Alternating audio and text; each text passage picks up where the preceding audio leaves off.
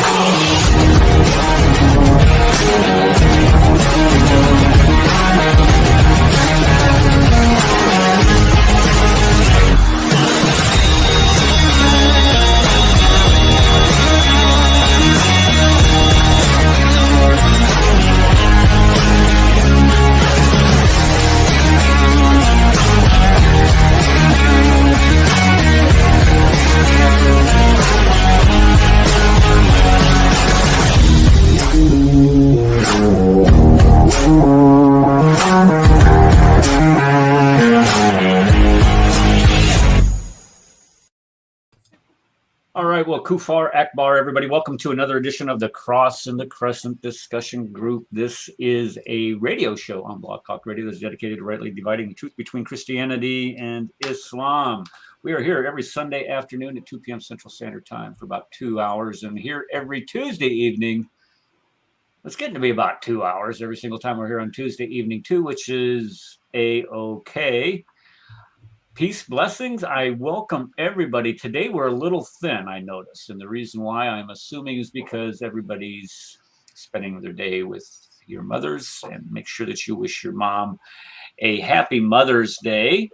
In England, Mother's Day is actually a different day. So we have I was actually born on Mother's Day. So in England, what a gift! What a gift from God that was, huh? So, yeah. So in England, we normally have, I think it's around March time in England. So it's that Mothering Sunday, because they used to have, the people used to go back to their mother church, and that's what they used to. That's where it originally comes from in England. But they used to go back to the mother church. So it wasn't about women; it was about church. Yes, yeah, that's the origin. That's the origin in England. You people do everything opposite in the UK. You drive on the wrong side of the road. You know, I mean, got Mother's Day on the wrong day. You know. Oh, by the way, do you know? Here's a fun fact. Do you know the woman who started Mother's Day cursed the day that she did it? No. Yes. No, she did. She hated it because it became this commercialized thing, and everybody would send her Mother's Day card, and she hated it. It was when was this? I haven't heard this. I haven't heard this story. Yeah, there was a thing about 1900s or something. Yeah, she despised it. Wow. Wasn't it her daughter or someone that was talking about it? Was it last year or the year before? I was surprised. I don't know, but yeah, she was miserable. She said, "This is not what you wanted." But anyway, all right. That's it. Sorry anyway, if you're watching this video and you haven't called and wished your mom a happy Mother's Day, go do it. Well, yeah, do it before this. Yeah, I'm not saying go wait until after the show. Go do it now. Wish her a happy Mother's Day. Yeah, don't hold off any longer. No, the sad thing is that I don't know. I lost my mom 2 years ago. This is May 23rd when she died, and so it was like just a couple weeks after Mother's Day. And then so last year was the first year, and that's always the most difficult, is that first year without it. And I'm not saying it makes it any easier, but it makes So if you already lost your mom, just spend the day reflecting on everything they taught you and did for you.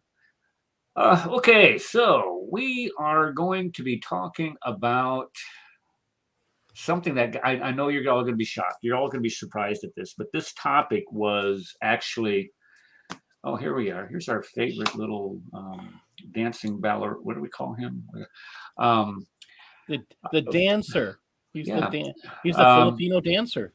Right. Yeah. The Filipino dancer. There we go. I couldn't remember what it was. The guy who's not cognitively able to debate. Yes, that's the guy. This is all he can do is just call names. Oh, you racist.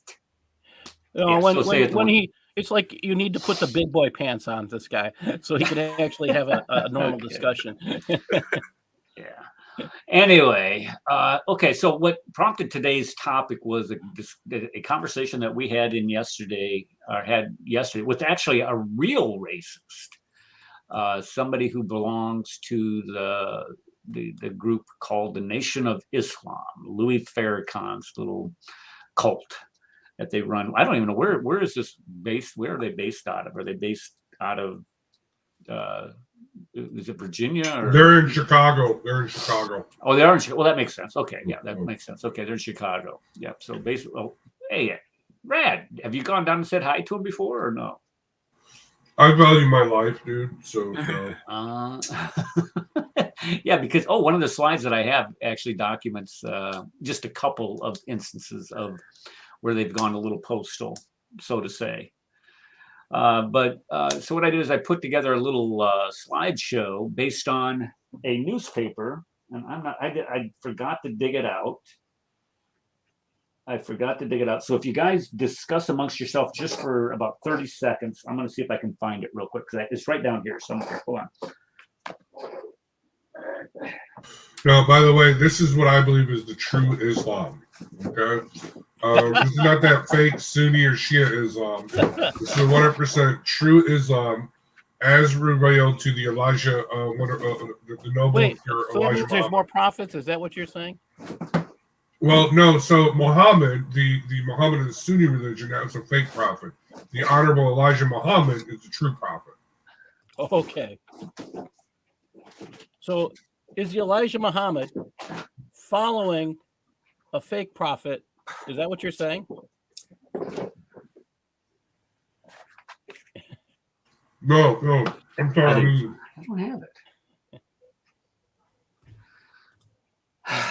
I thought it was there. I can't find it. It was a newspaper that they published. They published like a monthly newspaper. And on the back of it, because I was driving downtown one afternoon and I had a guy all dressed up in one of those ice cream suits that they wear, handing out newspapers on the corner.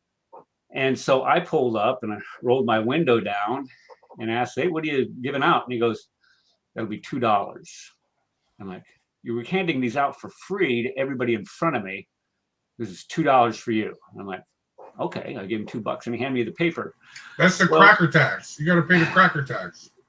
It must have been. I don't know. I didn't. I wasn't going to argue and sit there and argue with the guy. I mean, it's just stupid to do that. But anyway, on the back of the newspaper, it has this laundry list of what it says, what Muslims want, what or the Nation of Islam wants, and what they believe.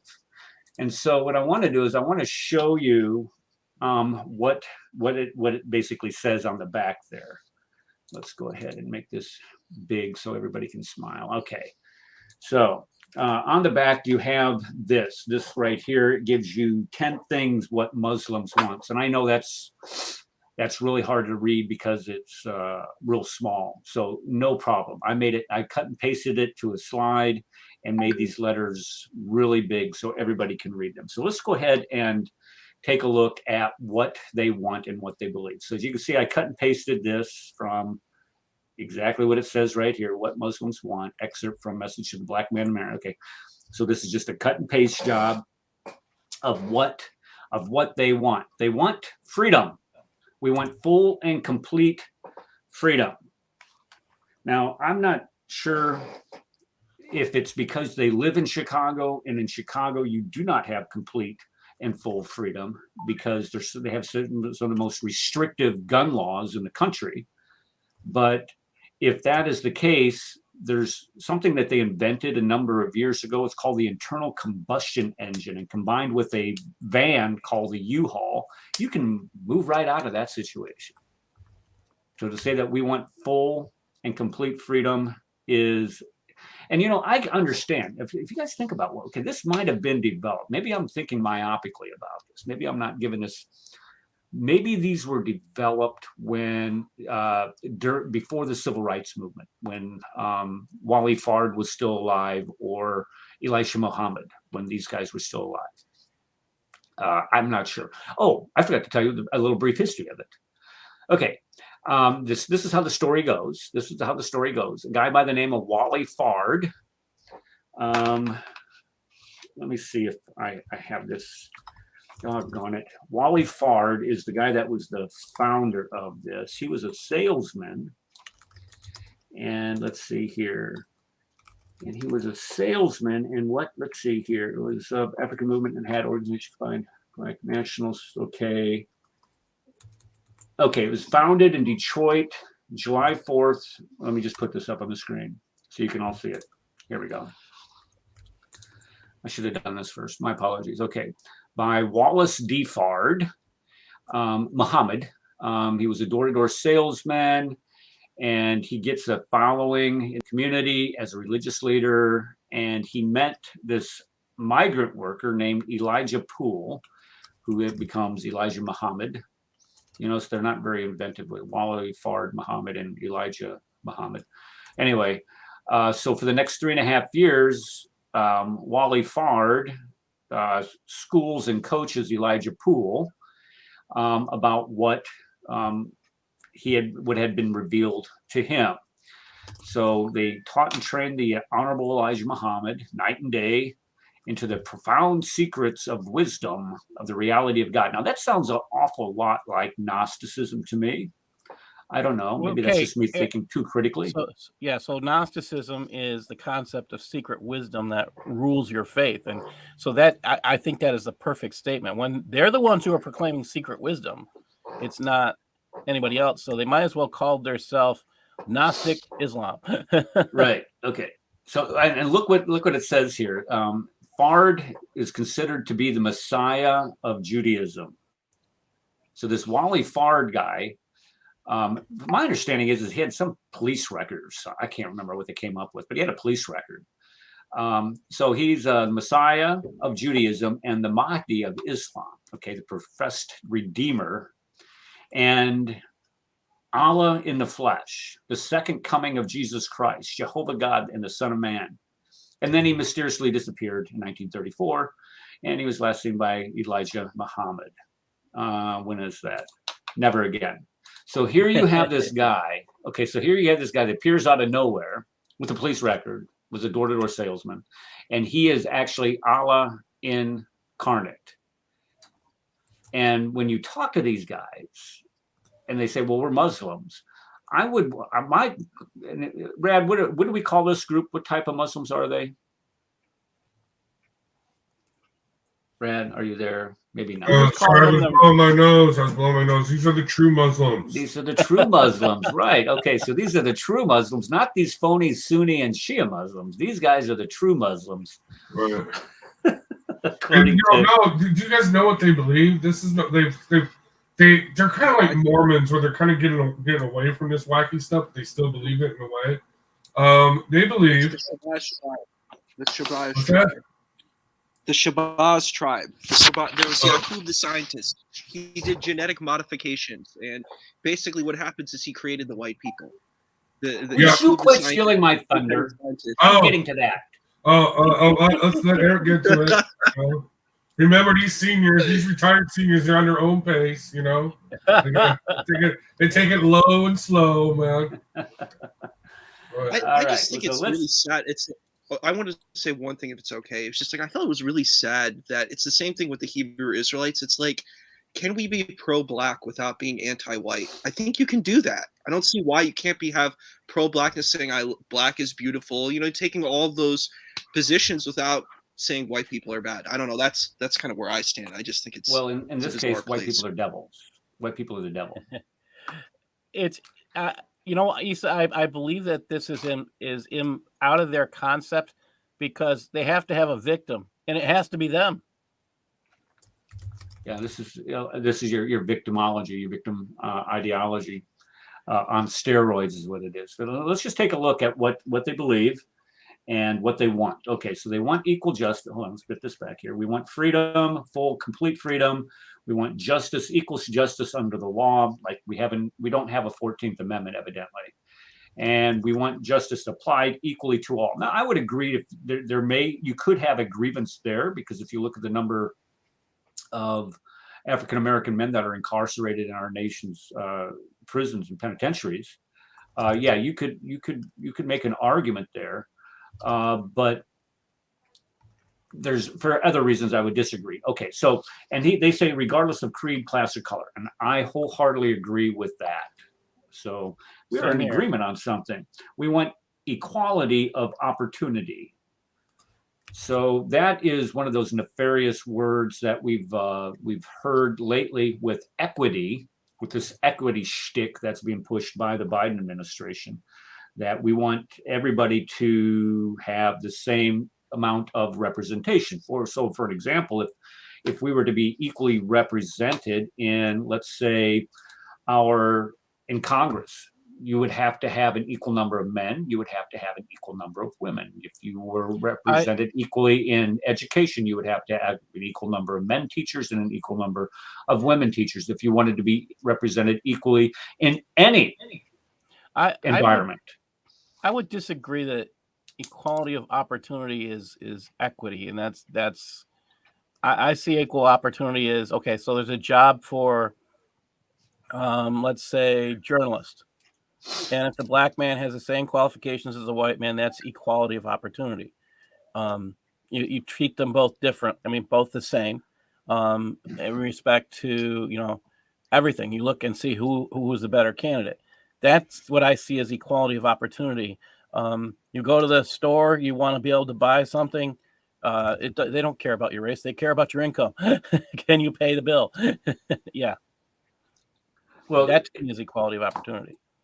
Well, I'm trying to think of what opportunities are they missing out on. I mean, are there some type of obstacles in place today? If you look at civil rights movement, they were talking about even just going to the local restaurant and being able to eat.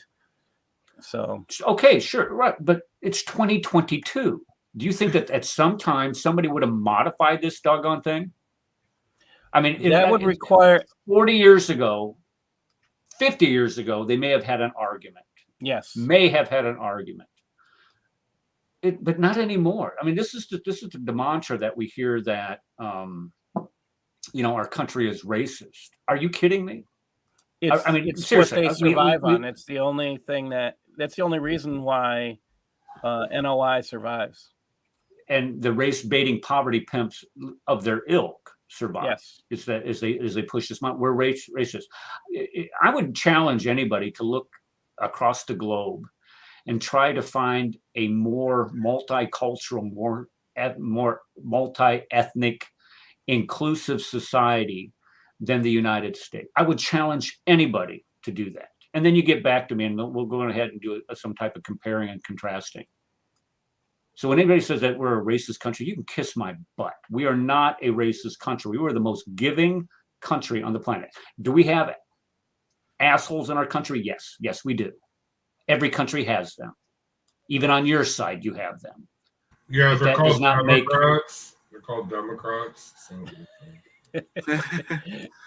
Okay. Well, I've heard the argument that said, well, France is better. Really, I was in France, and there was a person in a job who was one of the heads of their equivalents of Department of Homeland Security. The problem was he got his job based on his birth. Really? You call that a job based on what? Say that again. His birth. What do you mean? His family would have been considered like a noble family. They don't have nobles, but they still have people there who get things based on who they're born to. Intergenerational inheritance. Yeah, that makes sense. Social capital thus intergenerational inheritance. And I think I'm sorry, I didn't want to interject, but I do think it's really important to think about these things in the sense that equity isn't a bad thing if you're really doing it fairly. There are people, let's say, who have like disabilities, right? And they need to have certain resources, like, in special ed, you need to give their certain resources for them because if you're trying to do the least restrictive environment classroom, right? You need to give them certain resources so that they can have a fair chance with their colleagues because their colleagues don't have those disabilities. Yeah, I call that leveling the playing field. Here's the retired special That's ed what teacher. equity is supposed to be. Equity is supposed to be leveling. That is, in essence, what equity is supposed to be. Is that how it's applied? Not. I No. don't know. But that is what. Like, if you study equity, that's what equity is about. Like, if you see the diagram, you have like a tall person, you have a shorter person, and you have like a small person.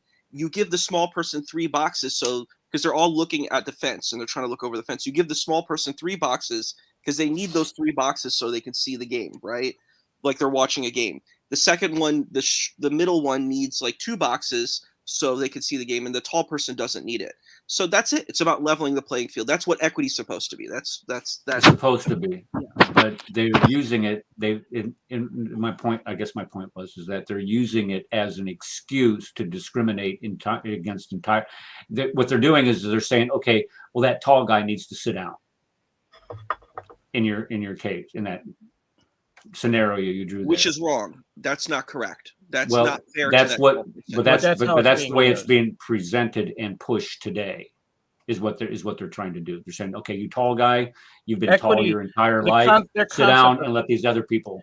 Yeah, their concept of equity has to do with results rather than applied at a point of entry or a point of making things fair. That's where we get into trouble. You don't get equal results when you have individuals. Individuals have different levels of ambition. Individuals have different levels of desire to improve themselves. And when you have someone who is working their butt off to become what they believe is the best. Okay, hold on, guys. Hold on just a sec. I'm sorry. Okay, I just checked my Clubhouse and our friend Ambassador Valor. Okay, so Ambassador, if you're watching this, let me do this. Where'd it go? I'm going to post the link to the StreamYard in chat here. Click on that and we'll bring you up. There we go. Okay. Let me see here. There you go. So if you see that, go ahead and click on it. We'll bring you up. Okay, go ahead, Paul. I'm sorry. Well, when you apply equity to the results of something, so somebody who does A+ work and they get a perfect paper, now gets a C because he has to be averaged in. That's where we run into problems. And the person who worked his butt off to get that A should not be the same person who didn't do anything and normally gets the F. They shouldn't get the same grade. But their concept of equity is actually a concept of communism. And that's where we run into difficulty. Right. Yeah, I would agree with that. I mean, this is where you try. Communism isn't even real communism. A lot of this stuff is like it's an oligarchy and a monarchy. Like when we look at Soviet Union, that was not anything about the ideology of Marx. It wasn't like one centralized person has all the power. That's not what Marxism is about. So, which is really funny because ultimately it was just another rich, fat cat got in power, except they had more power now than they did before. I would call communism a slight perversion of Marx's socialist concepts. Yes. It's a failed system is what it is. That's all we need to know about communism. I agree. Exactly. Okay, let's bring this back up and get to number 4 here. Okay, what else do they want? This is the one that really is eye-opening. We want our people in America whose parents or grandparents were descendants from slaves to be allowed to establish a separate state or territory of their own, either in this continent or elsewhere. We believe that our former slave masters are obligated to provide such a land. So let me just back up on this right here. Okay. Our former slave masters. Now, I want to know which member of the Nation of Islam today had a slave master at one point in their life. Again, this is the victimology. This is saying, since my ancestors were discriminated against and enslaved, I therefore am entitled mentality. And then it says that these slave masters are now obligated to give them free stuff, such as land. The funny thing in that wording is they're saying parents or grandparents were descendants from slaves, and then they want the slave masters, who would have been dead maybe 100 years, maybe 150 years, to provide, but they're dead. Well, this is where I'm thinking they say, okay, the family members, or in a lot of cases, this is where this idea of reparations comes in. And this is where they say, well, we're entitled to this. No, you're not. We believe that our former slave masters are obligated, look at that, obligated to maintain and supply our needs in this separate territory for the next 20 to 25 years.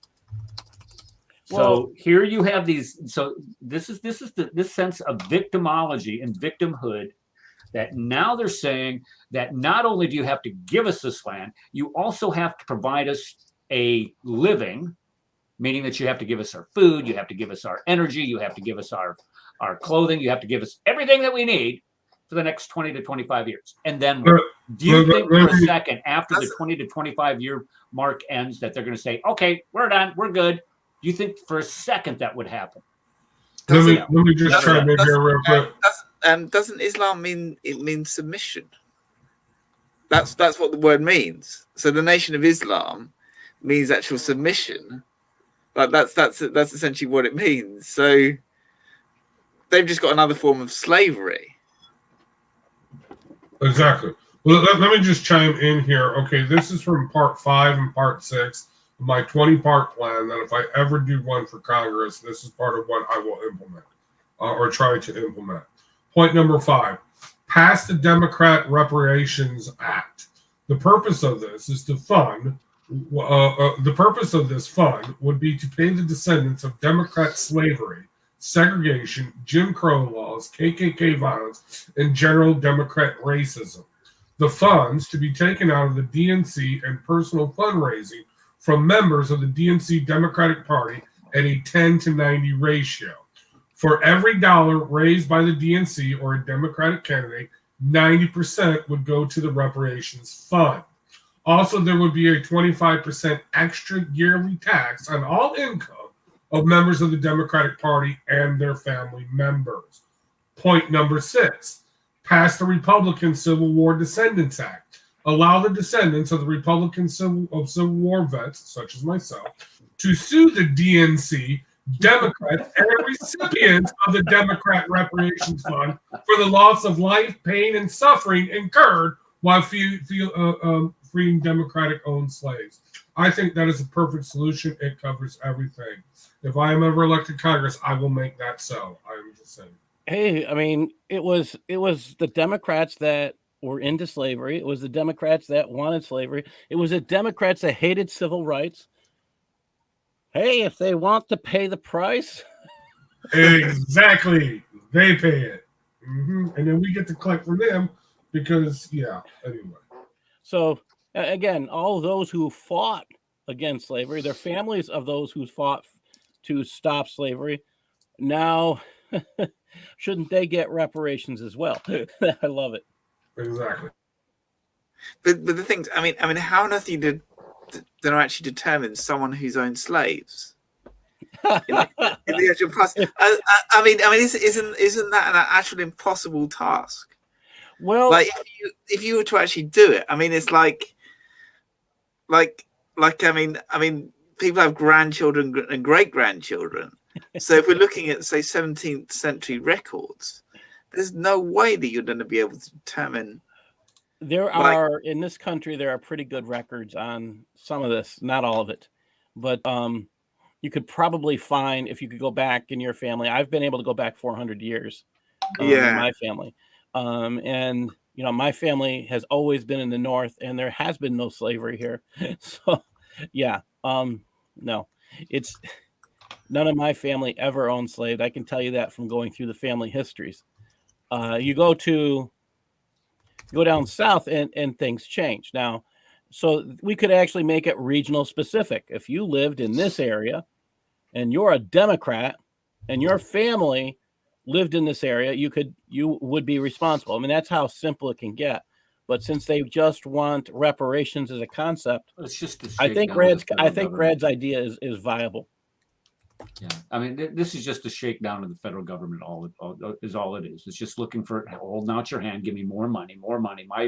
My mom, my dad, my great grandpa and grandma were enslaved, so therefore I'm entitled to something. And this is this mentality that it creates this childlike approach to life. Like I'm entitled to everything because of the color of my skin, or wrongs against people that look like me. I think it's even more funny though in the belief that so many people who are black can prove their slavery. There's a difference between proving someone owned and someone was. That's the huge difference is the documentation. It's going to be easier to prove someone owned slaves than it's going to be easier to prove someone was a slave, because I mean that's simple. If you understand historical, doing some historical research, first, you're going to know number one, slaves were not allowed to learn how to read and write. Now, did some learn to read and write? This is true, but they were prohibited. It was against the law. These were called slave codes.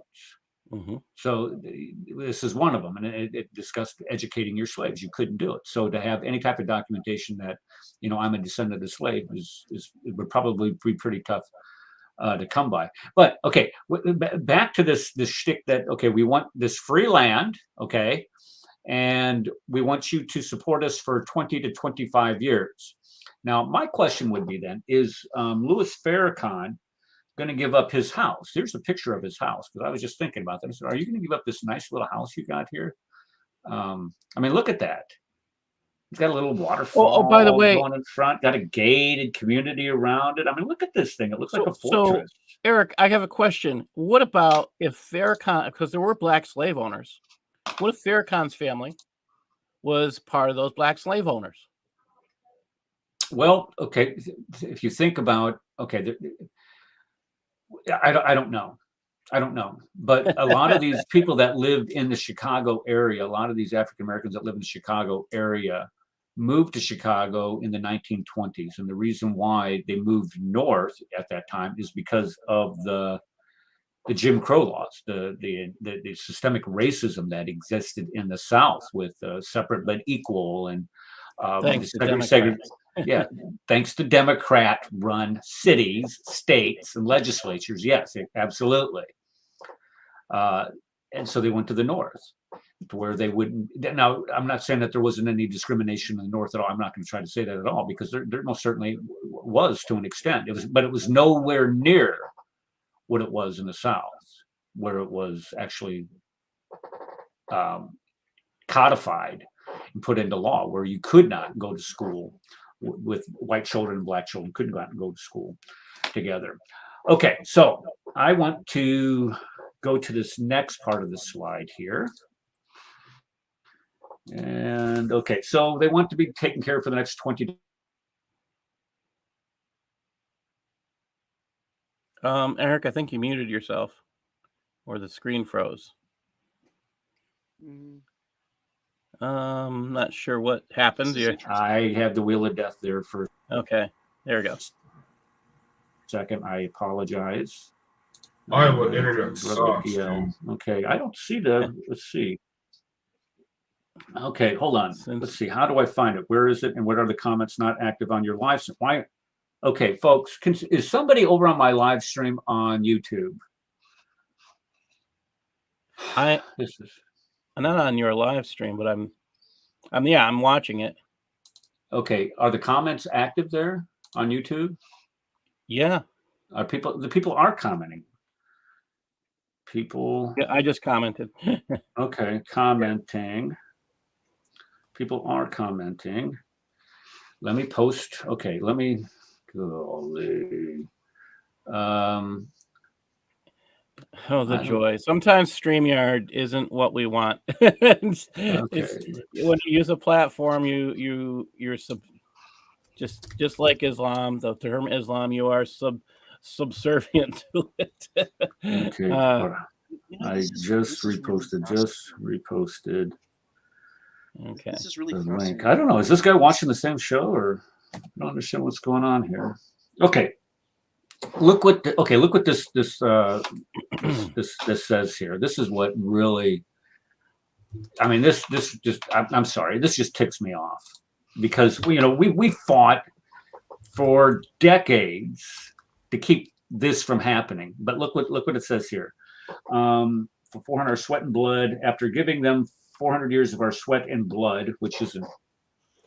It's not true. But anyway, 400 years, are you sure? Yeah, I know that they can't count, but that's okay. And receiving in return some of the worst treatment human beings have ever experienced. Slavery, yes, slavery is some of the worst treatment that you could ever experience. But at the same time, I would, however, have you look at the experiences of slaves in other countries and then get back with me on that one. But anyway, slavery, I'm not trying to legitimize anything here or trying to qualify it. I'm just trying to tell you, when you say the worst treatment human beings have ever experienced is really not entirely true, but that's okay. We believe our contributions to this land and suffering forced upon us by white America justifies our demand for complete separation, complete segregation in a state or our own territory. So here you have this desire to completely separate the races. So one of the questions in the room yesterday was name one great Christian black man. And I was like, Martin Luther King, how's that one? Oh no, it's like he's arguing against Martin Luther King. All the leaders, well, yeah, but he just said one. So I guess, okay. If you take the Divine Nine fraternity founders, they're all, my field is actually Africology. That's what I studied in undergrad, was Africology, African American Studies, which is a really amazing field. What do you call it? Africology? Study of Africa. Africology, African American Studies. And it's really, there's a lot of really amazing, great things that you can learn within the field, at least for me. And I think the important point of this situation that I think is fascinating is I think there is valid elements in the grievances of saying, look, we want equity. That's a fair thing to say. Look, all these horrible things happened and we need to get some resources. Sure. Saying that we need to get resources from someone, I think we as a community, if we want restorative justice, we as a community have to support our community. Are African Americans, are Black people any different as being a part of the American community? They are American. They are a part of the American community. We are a community together, and we need to support our community. And I think it's really weird to say, well, let's have a separatist space. I'm like, if you make that space, what resources are you going to even have? It's not even a tenable position. It's an untenable position. And it's like, and it won't bring you equity. It's not going to bring you equality. So I don't even think it's a tenable. I understand there's pain and trauma, and we should try to address that, but I don't know. I don't think that position is a tenable position that they present. Well, of course it's not. I would mention Benjamin Banneker. Who's that? He's the guy who designed DC. He was a black man. So it's nice to say when they want to complain against the government, who designed that place where the government is? A black man. Benjamin Banneker, outstanding genius, mathematician, city planner of the District of Columbia. Think about that. I mean, he's just a genius. I don't know how else to describe him. George Washington Carver. Tons of people. Yes. I for one of, and I think this is a plausible thing. Because of course, it's not attainable. But they're never going to realize it's not attainable until they actually experience this. So we take all these separatists. We got plenty of land out in Nevada nuclear testing range. We got New Mexico, whatever. Okay, we can set them up their own little city fiefdoms. You can have the Black Nation of Islam. You can have the Sunni ISIS. You can have the Shias. You can have them all in little towns next to each other. We arm them to the teeth, and then we just kind of see what happens. I think they're great experiment. Dominic is priceless. The Nation of Islam has much to do with Islam as grape nuts have to do with grapes. How dare you talk about the true religion of Islam like that? That's good. Yeah. Okay, so all right. And one other thing that I would point out, no, I'm not going to point it out. Let's just move on, because these guys, and when you start talking about people who are race baiting, this is what it looks like. This is exactly what it looks like. All right, number 5.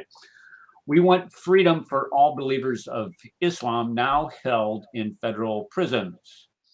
We want freedom for all Black men and women now under death sentence in innumerable prisons in the North as well as the South.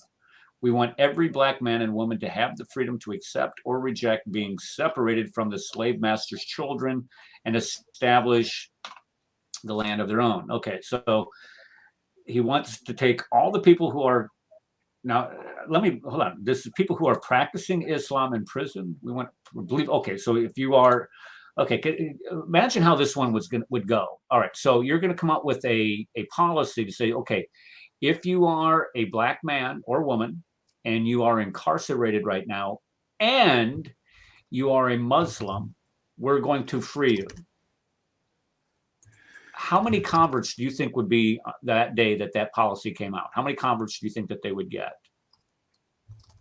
How many white people they think would be claiming to be Black? I identify as an African American. Yeah, I don't. This is how ridiculous these demands are. They get a lot of Elizabeth Warrens. Yeah. Pocahontas. Yeah. So here you have. Then we want every Black man and woman have the opportunity to decide whether or not they're going to be a segregationist or not.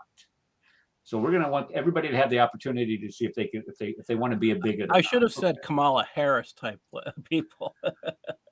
Yeah, good Lord, God help us. All right, let's see. Is the best and only answer to the problem between the two people. So the only answer to mitigate what is this religion is the best and only answer is the separation of the races. I mean, I don't even know what to say. I don't even know what to say about this. I mean, I look at this question, this desire for segregation, and like you said, if they really received it, then this would limit their ability to earn income as well. So they would exclude. They would be excluding the concept of doing exports, because they have separated themselves from all white folk. They would have limited the amount of income. Nobody can visit unless they're Black. This is what it sounds like. They might have to have guards at the entrances to their states or cities, just based on race. So they become what they say they hate, right. And they lower the standard of living simply by doing that. But the thing is also the fact of releasing so many people from prison. What if they decided to kill? What if they just simply decided to kill their leaders because they thought they should be in charge, rather than? Dominic, you couldn't have said it any better. We're experiencing that right now. Yeah, and every city run by state governor, any state where we have lib idiots running the state, they have been setting free tons of people who are felons. I mean, pedophiles. They've been releasing murderers, rapists, burglars. They arrest them and they set them free. And how is that working for the Black community at present? Take a look at Chicago. Take a look at New York City. The governor of Oregon just released this dude that murdered a girl when he was 17. She was 19. He murdered her because he was afraid she was going to testify against him in a bunch of burglaries.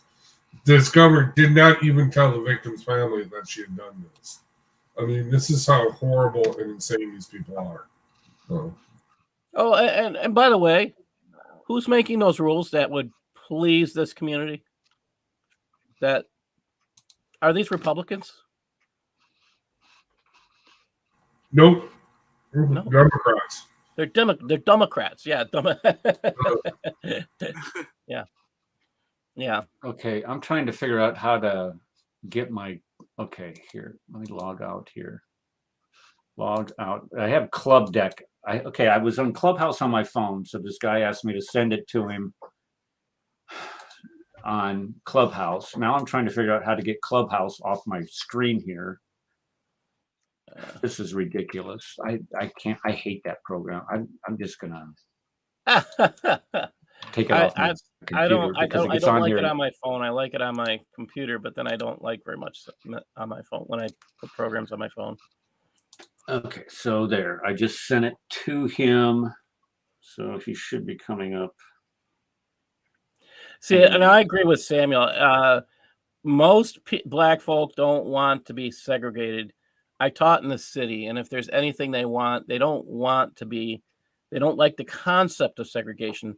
Segregation, if for those who don't know, segregation is a legal term. All right. Segregation only exists where it is by law.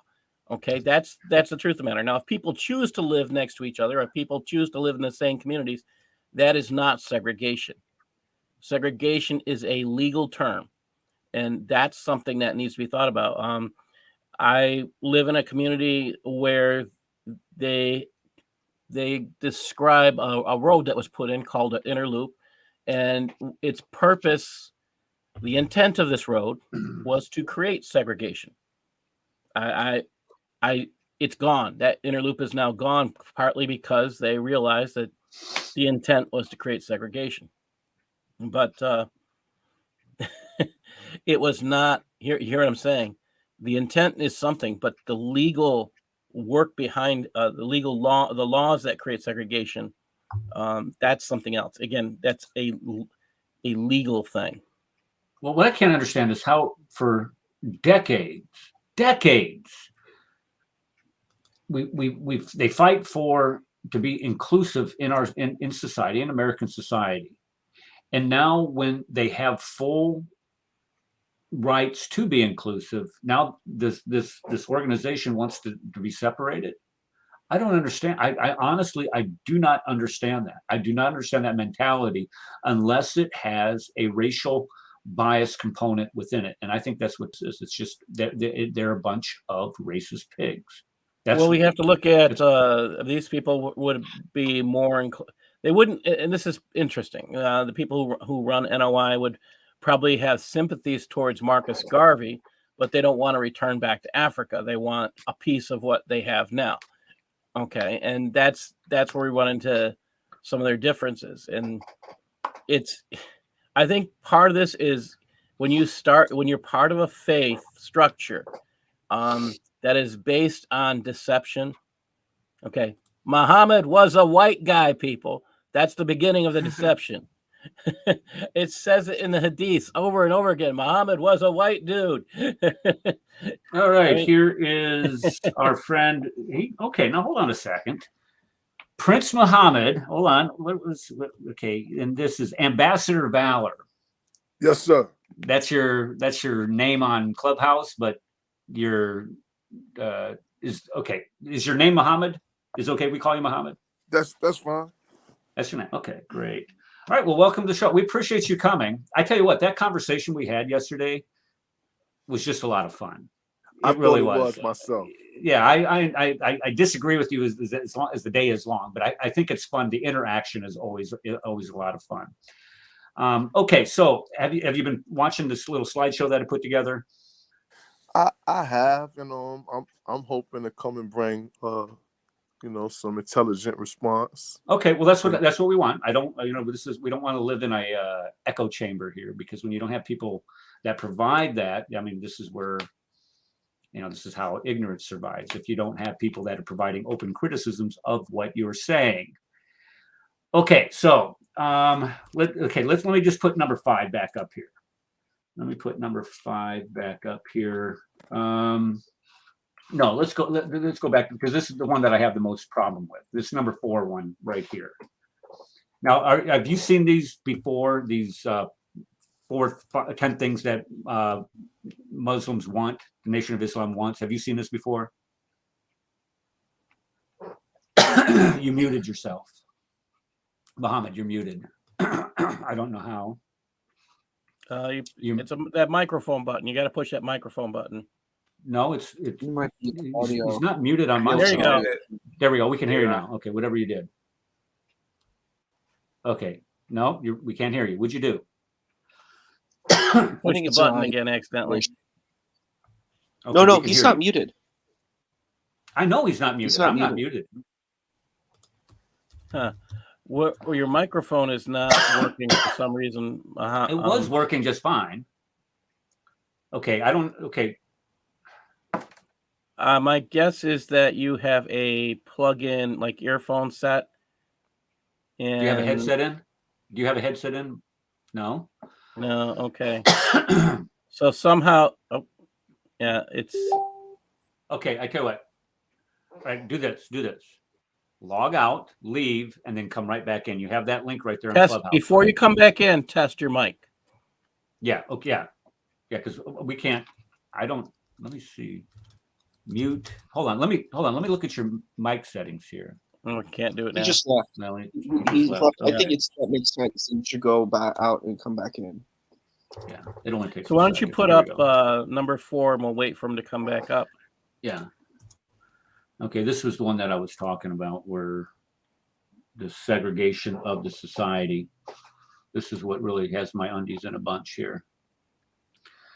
Can't get along. I think to say that we cannot get along is just. I mean, that's. You wouldn't have been able to have the conversation you had with this guy if that's the case, and that's the important thing to understand. And he wouldn't be able to have this conversation with you even here if he really believes this. And a lot of my close friends are not white. Okay, there he is. Multicolored. Dad, we can hear you. Don't touch your phone. We don't. That's a miss. Okay, do a mic check. Can we hear you? Can you hear me? Hello? Yes, there we go. Okay, yeah, we can hear you. All right, we can hear you, Lima Charlie. Okay, so we went through. Let me just go through the first. Let me just go through the first ones here real quick. Okay, and I'll tell you where we have some agreement. Freedom. We all want full and complete freedom. I agree with that 100%. And I believe that is afforded to everybody that is in the United States today. Everybody. And that means everybody. Secondly, just so we clear, so I know where you stand. Mm-hmm. So after 2020 and all the hell that broke loose around the country after multiple unjustified killings of Black people by law enforcement agency, that was not evidence to you that we don't have an equal freedom to white people. No, it's not. It's not evidence to me at all. What you're doing is people are cherry picking, isolated. When I say isolated, you have millions of law enforcement officers in this country every single day have encounters with African American people and do not act that way. To try to say that this is a systemic institutional problem is absolutely absurd. It's also statistically errant. That's what it comes down to. If you actually do your own research and you look up the statistics, you'll find that more white men were shot by cops than Black men. Well, there's more white people in the United States than African Americans. You'll find more white men were killed by cops than Black men. Well, this is true. But what I would ask is, okay, so if you're going to go ahead, Muhammad. Can you can't hear me? Can you guys hear me? Yes. Dude. Yeah. Okay. Maybe his connection's acting up. My thoughts are that he might be accidentally touching the volume on his phone. So I don't know. It could be a poor reception. If you have Wi-Fi on your phone, you're able to receive. He can't hear. That's on him. So maybe he doesn't want to discuss this. I don't know. But that's on him. All right. Well, maybe he should restart his. This is funny. Now we have people saying cops. Yeah. Where did he go? Yeah, he's going to try again. He's got to be touching something on his phone to change the microphone ability. Although I mean, I had my own issues with StreamYard occasionally. Okay. Okay. So, and I this is the type of rhetoric. This is where it comes from. This is why our cities get burned down. Is because you have people pushing this narrative that because you have a couple of, and I'm going to say it again, assholes out there, cops who are that way, that therefore everybody, all white cops are that way. And that we had a Muslim cop kill a white woman. The guy got the job based on his race and ethnicity. He did not qualify. He did not pass certain things that he should have passed. Yet they gave him the gun and the badge, and he shot a woman without provocation. She was a victim asking for help. That happened a couple years ago. I mean, so is that going to mean that all Islamic cops are out to kill white dudes or white women? No. I think you're frozen, Eric. Because isn't it really escaping from the biblical worldview that there's one race, isn't it? In Acts, is it the scripture where it talks about one race? From the Eric has gone. Eric got frozen, so he's here. He's just you know, I think it's funny about what you just said, Dominic.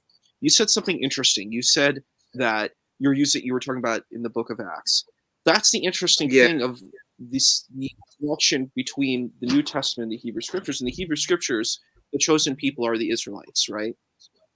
So it's fascinating because that's kind of sort of a departure from the Hebrew Scriptures, where there's this element that there's this message that all humanity is now kind of incorporated with it under the auspices of the divine, right? Like that's kind of the interesting element. And it's fascinating because I do think that Black nationalists have an argument. Christianity, or an interpretation of Christianity, has been used in bigotry of others using the Hebrew Scriptures, which I think is fascinating because the European people are not the people in the Hebrew Scriptures, but they use the text, like the Loving case. I don't know if you're familiar with the Loving's case here in America, where it was anti-miscegenation laws, and they're like, well, it's not natural for a white person and a black person to get together. And I'm like, and they said, well, it's from the Bible. And I'm like, but you're not even the protagonist of this narrative. Like, that's the irony. Like, the people who are promoting that, I'm like, you're not even the protagonist of this narrative. And you're using something that would actually be against you. Because the Israelites could say, you're a Gentile. You're a low-class being. Like, who do you think you are? Which is and that's the element. Like, if you are taking a solely scriptural position, you couldn't really take that position. You can't really take, at least if you're taking like the New Testament position, you can't really take that racist position, which I think is interesting. You can't. There's no way, because like Martin Luther King, I guess the aspect of scripture doesn't give you that kind of ground at all. Like when it says that we're all of one blood and one race, racism, because we call almost the aspect of racism that essentially comes from Darwinism. The concept of race is a human construct. I mean, we are all of the human race, and that's the thing to keep remembering. Though we may be different colors, different. Some of that is dependent on the environment you live in, and some of that is dependent on genetics. I have a friend. She goes down south and she comes back pretty dark, almost to the point where you wouldn't be able to tell what color or what people define as race today. But again, some of this is dependent on genetics. Some of this is dependent on where you live, and that's an issue. I do like this statement by Mossy Mount. Race is used as social engineering, propaganda, programming, in an indoctrination system. That's a very good quote. We can't trust the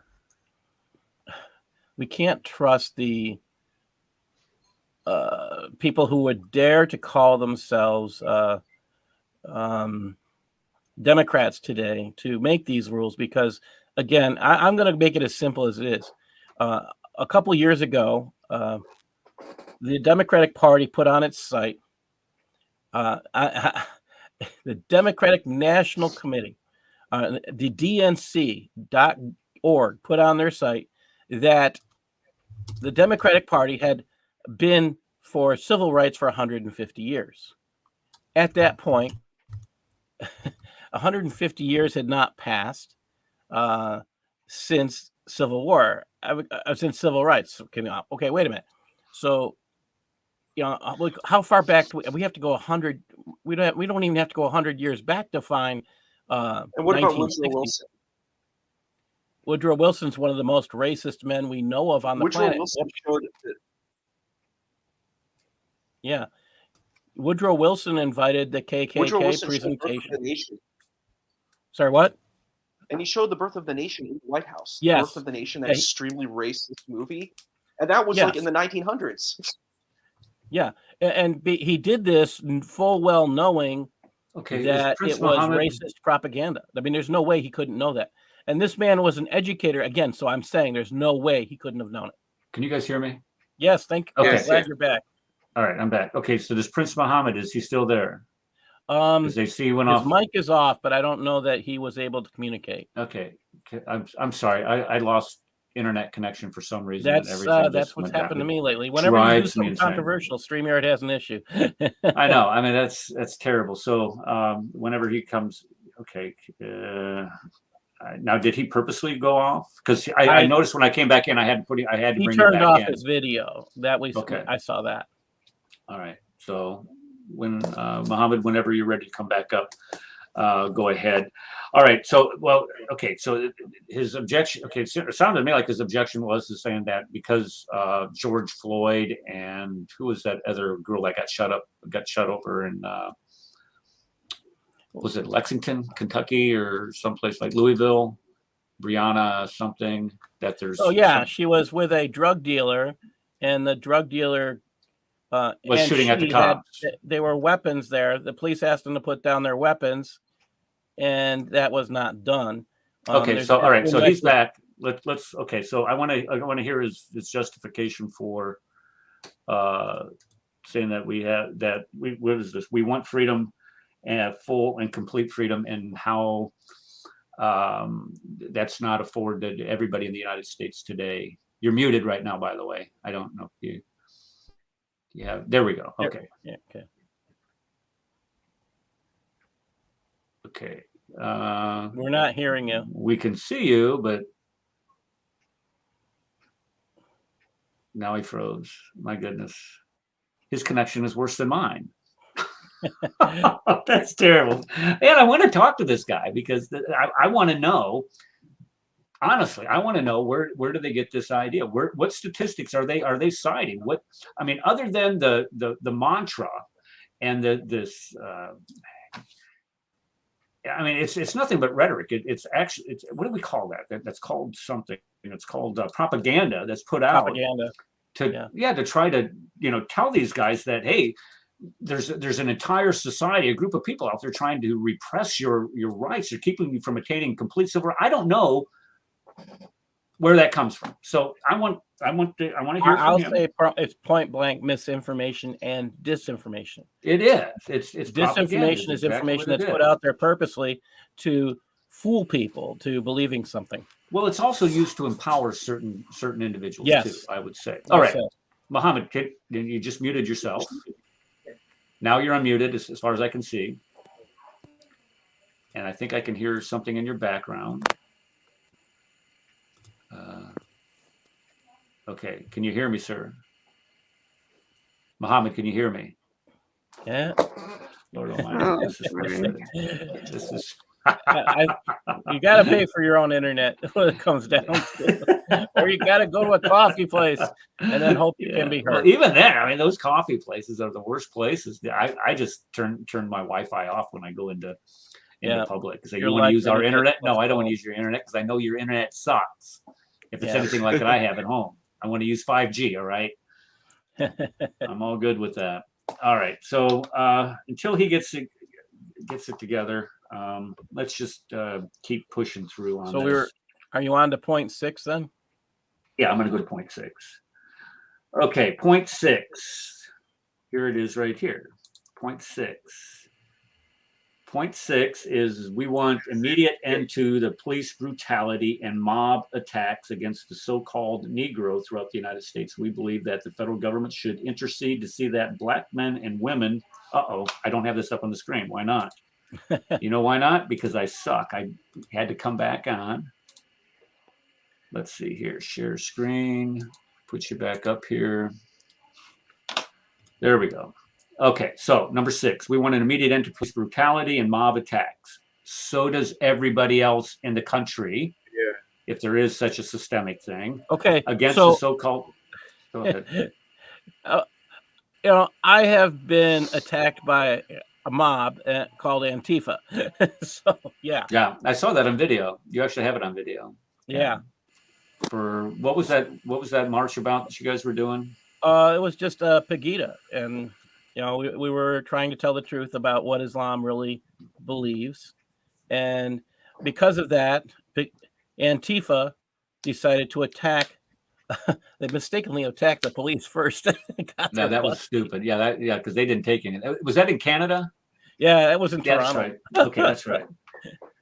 It was worth every penny to get that video.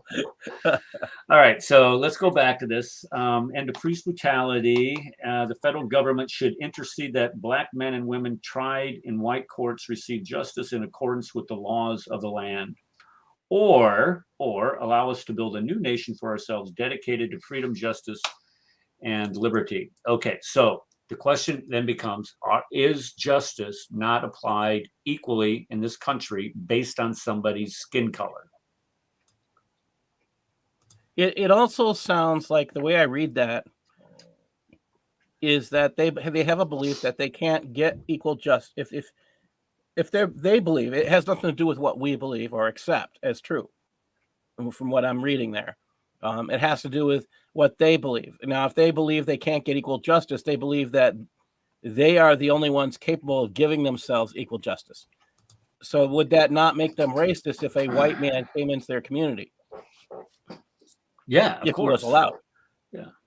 But I'm trying to think, a lot of the justice that one receives is not based on the color of skin, but it's predicated on your socioeconomic status. How good of a lawyer can you get?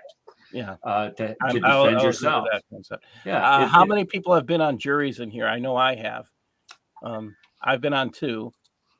Served on a grand jury and on a regular jury, and there was no application of race. We never looked at it. Well, let me ask you. Okay, let me ask you a question. When you're going through jury selection, was that a consideration by the defense or the prosecution that you're aware of?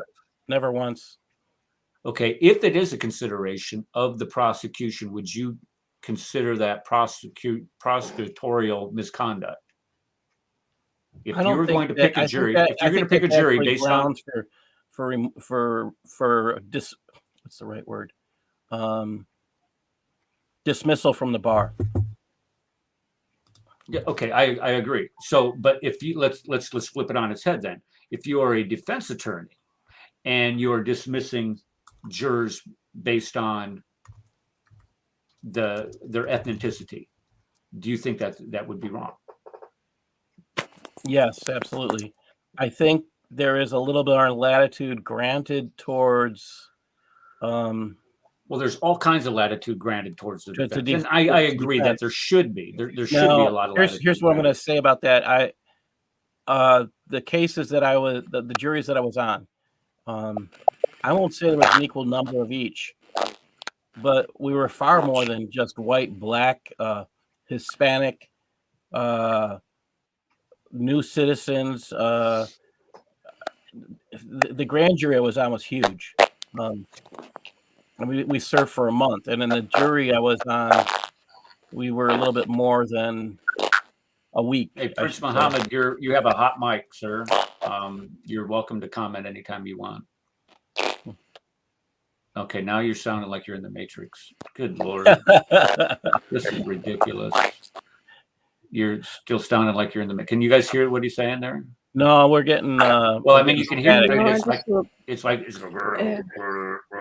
that's what it sounds like. I mean, am I wrong on this? Or It sounds like the old squelch button. Connection's terrible. With all that. Yeah, well, Okay, I just heard it. That was just a little legible. Yep. Can you speak again? Can you speak again? Is he... Muhammad, say something else. Dr. Eric. There we go. Okay, now I can hear you. Dr. Eric, could you hear me? I can hear you. Yes, sir. Okay. I can hear you. Dr. Eric, I was just wondering, like, when the Rodney King incident took place, and that's some time ago, or even the George Floyd incident, when charges were not brought immediately, and it required 2 weeks of protesting before it even was addressed judicially. Which one, Rodney King or George Floyd? Which one? Hold on. We have two different episodes here. Rodney King or George Floyd? Which one are you talking about? Hello? I can't understand. I can't understand it. Can you guys understand it? No. No, So let's take a look at. Let's take a look quickly at the George Floyd incident. That particular week that happened, I went and spoke to my friends who are active in the police force, and every policeman I met, every white, black, Hispanic, whatever one, said that cop should be prosecuted. However, charges in general can get placed, but it takes a while for the system to work. So I don't know that would have been a normal thing to have him placed, maybe on suspension. I don't know. I don't know how quickly it should be applied. It depends on that particular community of police officers. Eric, I think he was trying to say something. I'm not. Oh. Because I want to hear what his. Oh, so you're saying that? There we go. Oh, he dropped out again. Okay. The thing with Rodney King. Let's just. Can I ask a question? What has this got to do with the Nation of Islam? Because that's we're going to get to it.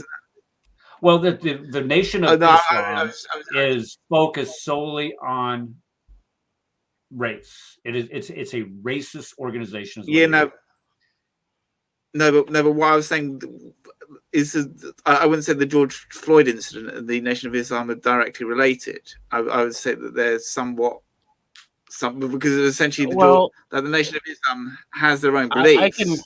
I can provide a connection. Nation of Islam and CARE are currently working together under an umbrella of the Muslim Brotherhood networks, and they actually claim to have this umbrella of Muslim Brotherhood groups in the United States. They have claimed to be one of the major financiers of the protests. So if you look at it that way, that the Muslim Brotherhood organization, I cannot think of the correct name right now. They have actually, Mihad Awad is actually the one who came out and announced that they were financing a lot of the protests. So you actually can see signage by them. So NOI is also part of that organization. So if he's talking about the protests, that's what that's where that tie is. Okay, so he just messaged me. Why don't we do this on Clubhouse where the equipment really works? The voices on StreamYard are distorted. Well, we can hear each other pretty clear. So I think it's you choose a low. You have to have a little bit more than someone else's Wi-Fi. Gosh, I want him to come back. I really do. Because what's interesting is that if you kind of say that, because if they were in if it was like Pakistan or another country, both of them would be completely against, or something like Nigeria, where you have places like Nigeria where they actually the Islamic slavery trade is still going on. So CARE and the Nation of Islam are almost contradictory in their beliefs from a fundamental point of view. I find it humorous because Sunni Islam and Shiite Islam has long mocked NOI. And yet today they are working together, even the Shiites, under this new umbrella of the Muslim Brotherhood. And it's either that the NOI is ignorant of that they are being used, or they are willing to be used. Well, what are the principles? What are the principles that they represent that we should be, distant from? We can start as basic as their belief that Muhammad was a white man. Well, that's not. We're about freedom, justice, and equality in this day and age. So you're using those three words are part of the Muslim Brotherhood's platform. Do you understand that you're using terms that are actually connected directly to the Muslim Brotherhood? Okay, so my founders. Let him respond, Paul. Let him respond. My point is, the Nation of Islam is an independent organization that is designed to uplift and help Black people in America and across the planet. And so for somebody to talk about Muhammad of 1400 years ago being a white man, or these things is not relevant to what I agree 100%. It's not relevant what ethnicity it was. However, could I be a member of the Nation of Islam today? Are you dedicated to the upliftment of Black people in North America? Do you acknowledge? I am dedicated to the uplifting of all people in America. All people. Okay, so let me ask you. I don't differentiate between race, ethnicity, gender, or what you do with your ding-a-ling. Okay, but the point is, our condition is such that it requires focus. You cannot seriously affect Black issues by dealing with us generally and saying, well, maybe some of the charity and some of this and some of that will reach us because we've been neglected for years. There would be no need for the Nation of Islam ever to exist if there was equality, justice, and freedom for Black people. Are you claiming that Black people as a whole are incapable without assistance specifically to them?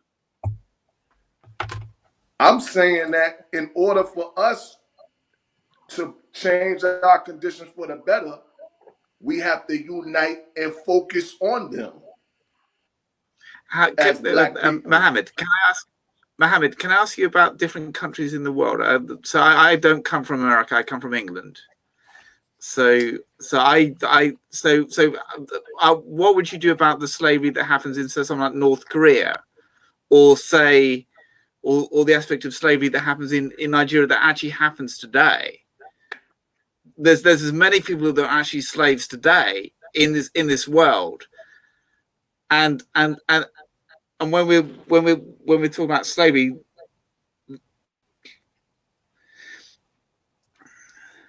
so yeah.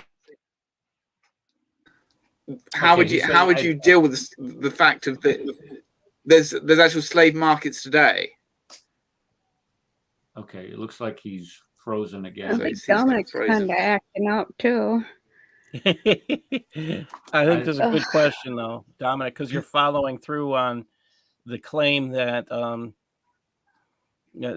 I see the answer though is not answering. I think it is more racist against Black people, that particular response. That bothers me. And they don't recognize it. They don't realize that they're making a blanket claim that, well, Black people are more needy. We have to be more focused for Black people. That's racist. That's what they call the soft bigotry of low expectations. That's exactly what that is. So we have to allow more Black men into college who didn't pass the test. Who we have to allow, and they call, because if you're concentrating and specifically saying Black men are more needy or Black women are more needy than any other race, again, race is a human construct, and then any other humans will just say, based on that, you have to focus because Black people can't do this. Isn't that what they're saying? Because they're the ones making the claim they can't. It's like voter ID. I'm saying that we are beneath, statistically, I don't think that any honest and intelligent individual would argue as to the economic discrepancies in particular, and the level and the brutality that we received at the hands of law enforcement. Okay, let's just take that one at a time. Okay, can we take that one at a time? Can we talk about the economic disparities? So let's start with economic disparity. Go ahead, Eric. Okay, let's talk about the economic disparity. What generally makes somebody poor in this country? If you're going to say, okay, well, there's a group of poor people in this country, what generally makes people poorer? You know, if I would have until. Okay, you're in the matrix, dude. I'll answer that question. I'm hoping he'll answer the same way. What generally makes people poorer, statistically that we can prove, is a lower level of education. My uncle is an example of one of my uncles is an example of that. He had a 6th grade education. However, he took his 6th grade education and went into the Navy. So he had ambition to improve and provide for his family. He was the provider for the family with that 6th grade education. Went into the Navy and had a retirement, from what I understood, from the Navy. So, okay, so we can directly tie educational achievement to socioeconomic status. There's a direct correlation there between how well you do academically to how well you will do economically. It's not always true. Just because you graduate high school, just because you graduate college, does not mean that you are going to be successful socioeconomically. However, there is a correlation between high school graduation and socioeconomic status. But there's the second thing that I wanted to bring up, and that deals a lot with marriage.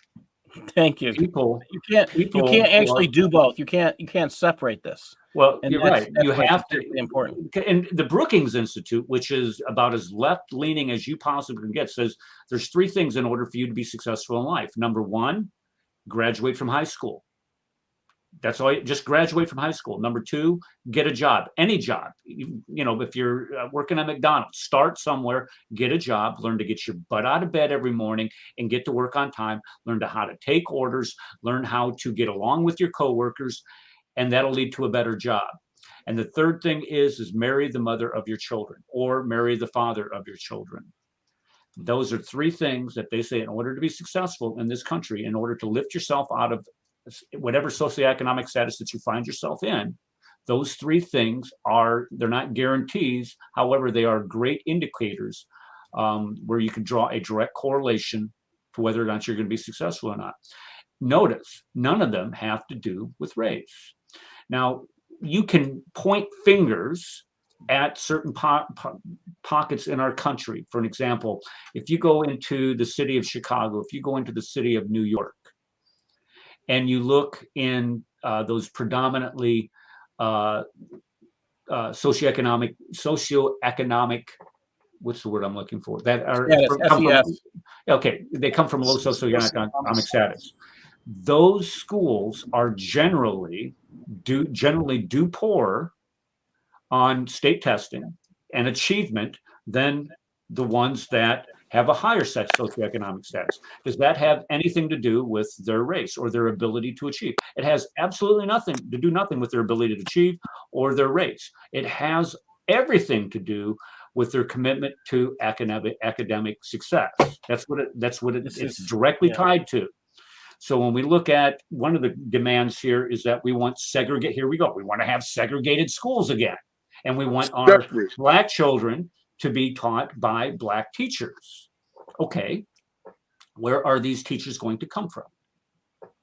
Do you don't think that we have enough Black teachers in order to? Actually, no. I think we need more Black teachers. That's what he's saying. That Muhammad. The African Americans are greatly underrepresented in teaching positions in our schools. If you go to any school, even if the school is predominantly Black, I would promise you the majority of the teachers in that building are white. I worked in inner city schools, and I think the vast majority were white or some other ethnicity, and then you get to the lower level amount of black teachers and counselors and administrators. This last school I was in was led by 2 black men. They were outstanding educators as well. I missed them. They were they knew what it meant to make a school. So our school was called the Young Men's Leadership Academy, and it took, the whole idea was to lift up the young black children and young black males. And what we did was we raised the graduation rate, and we beat the school district's graduation rate of young black men. However, in education, if something works, the system kills it. And anybody who works in education knows this. Okay, let me also add something here. Studies have found that African American children, and I agree with this point, respond better to African American teachers. If you look at the data, that is what the data finds. But my question then becomes, where are all of these people, where are all these African Americans teachers going to come from when you don't have that emphasis on academic achievement taught at home? Where's that going to come? Where all the emphasis is just... Okay, go ahead, Muhammad. I want to hear from you. Go ahead. Well, I was going to say that. See, all right. So, if you get the reality that you're describing, and you separate it from our experience, 400-year experience in America, then to me that's not realistic or honest. And so there are issues with, me and my people in this country, and it is based on the trickle down effect of what we've been through in this country. And so it has not been properly addressed. And okay, how can it be properly addressed then? How do you fix this problem that you perceive, this condition that you perceived as being problematic? How do you address that? You can't hear me. Unbelievable. Can you guys hear me? Yes, you're fine. Okay, Muhammad, Paul, ask him if he can hear you. Can you hear? Oh, he went out. No. I wanted to ask. So the problem with, I'm sorry, go ahead, Issa. I just want to add one thing too. So I think all of those are valid, but I also say we should add intergenerational income. So if your family's very wealthy, there's a good chance you're going to be wealthy, and that is an element that exists too. That's not necessarily true. What happens is the generational. Well, okay, no, hold on. Let me just address that real quick. Because on the same concept I'm on. Yeah. Your direct children. Your children are going to be wealthy, or are going to do better. Okay, let's just put it that way. Your grandchildren won't, though. And the reason why your grandchildren won't is because your children, because they have it easy. Let's just put it that they have it easier. Let's put it that way. Their children, they do not put as many demands on their children, so their children become less and less disciplined, and therefore don't achieve that same status. So wealth can be advantageous, I agree 100%, but it also has its disadvantages because you can't allow it to make you soft on your children. You have to continue to push your children to be successful and to work hard. And a lot of times that's what wealth does. It makes you lazy, not only in your job performance, but also in raising your children. The biggest thing we as educators fight, no matter where you are today, suburbia, city, again, I taught the inner city for 20 years, is ambivalence.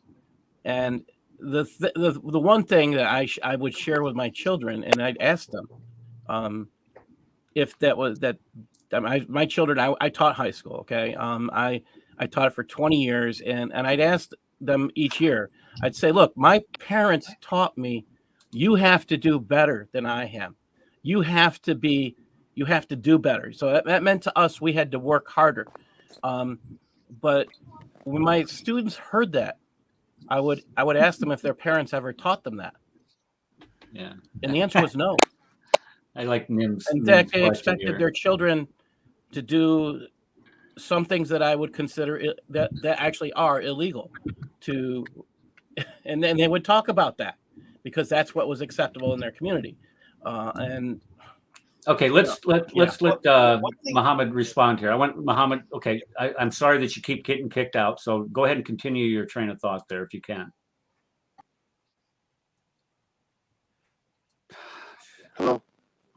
Okay, we can hear you, but it looks like you're frozen. Turn your video off. Turn your video off so it doesn't suck as much bandwidth here. Yeah, that'll help you. Yeah, we'll be able to hear you. Yeah, well, go out and come back in. This time, come in without video. No video. Turn your video off. We can see. We see that you're a beautiful man. We don't need Muhammad, turn off your video. Muted himself. That'll give you more bandwidth to allow you to be heard. This on Clubhouse. Okay, he's trying to say something. I can't understand. He's muted himself. Yeah, he's muted himself, but there's a button on the bottom that says stop cams. Push stop cam on your StreamYard app. Stop your camera and then you'll only be using audio. Nim Grace, Eric, did you see that? Yeah, I saw that. I had it up on the screen. She's asking ask him why he's taken the name of a slave owner. This is true. But I'd rather.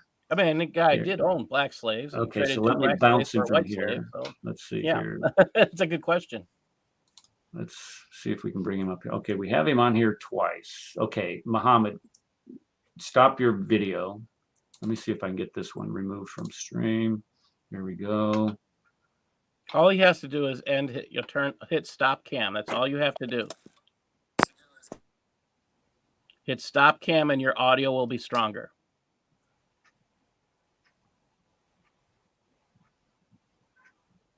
And that looks like you're frozen again. Oops. It's frustrating. Very frustrating. Okay. If you want to end racism, start talking about race. There you go. Okay. Let's look what else that we have here. The thing is, for the Nation of Islam, it only relates to America. Say that one more time. What was that now? Well, it only relates to America. Well, that's the claim. If this was someone like Brazil or someone like that, I mean, how would that relate to someone like Brazil? I mean, it's just so narrow-minded. It's like.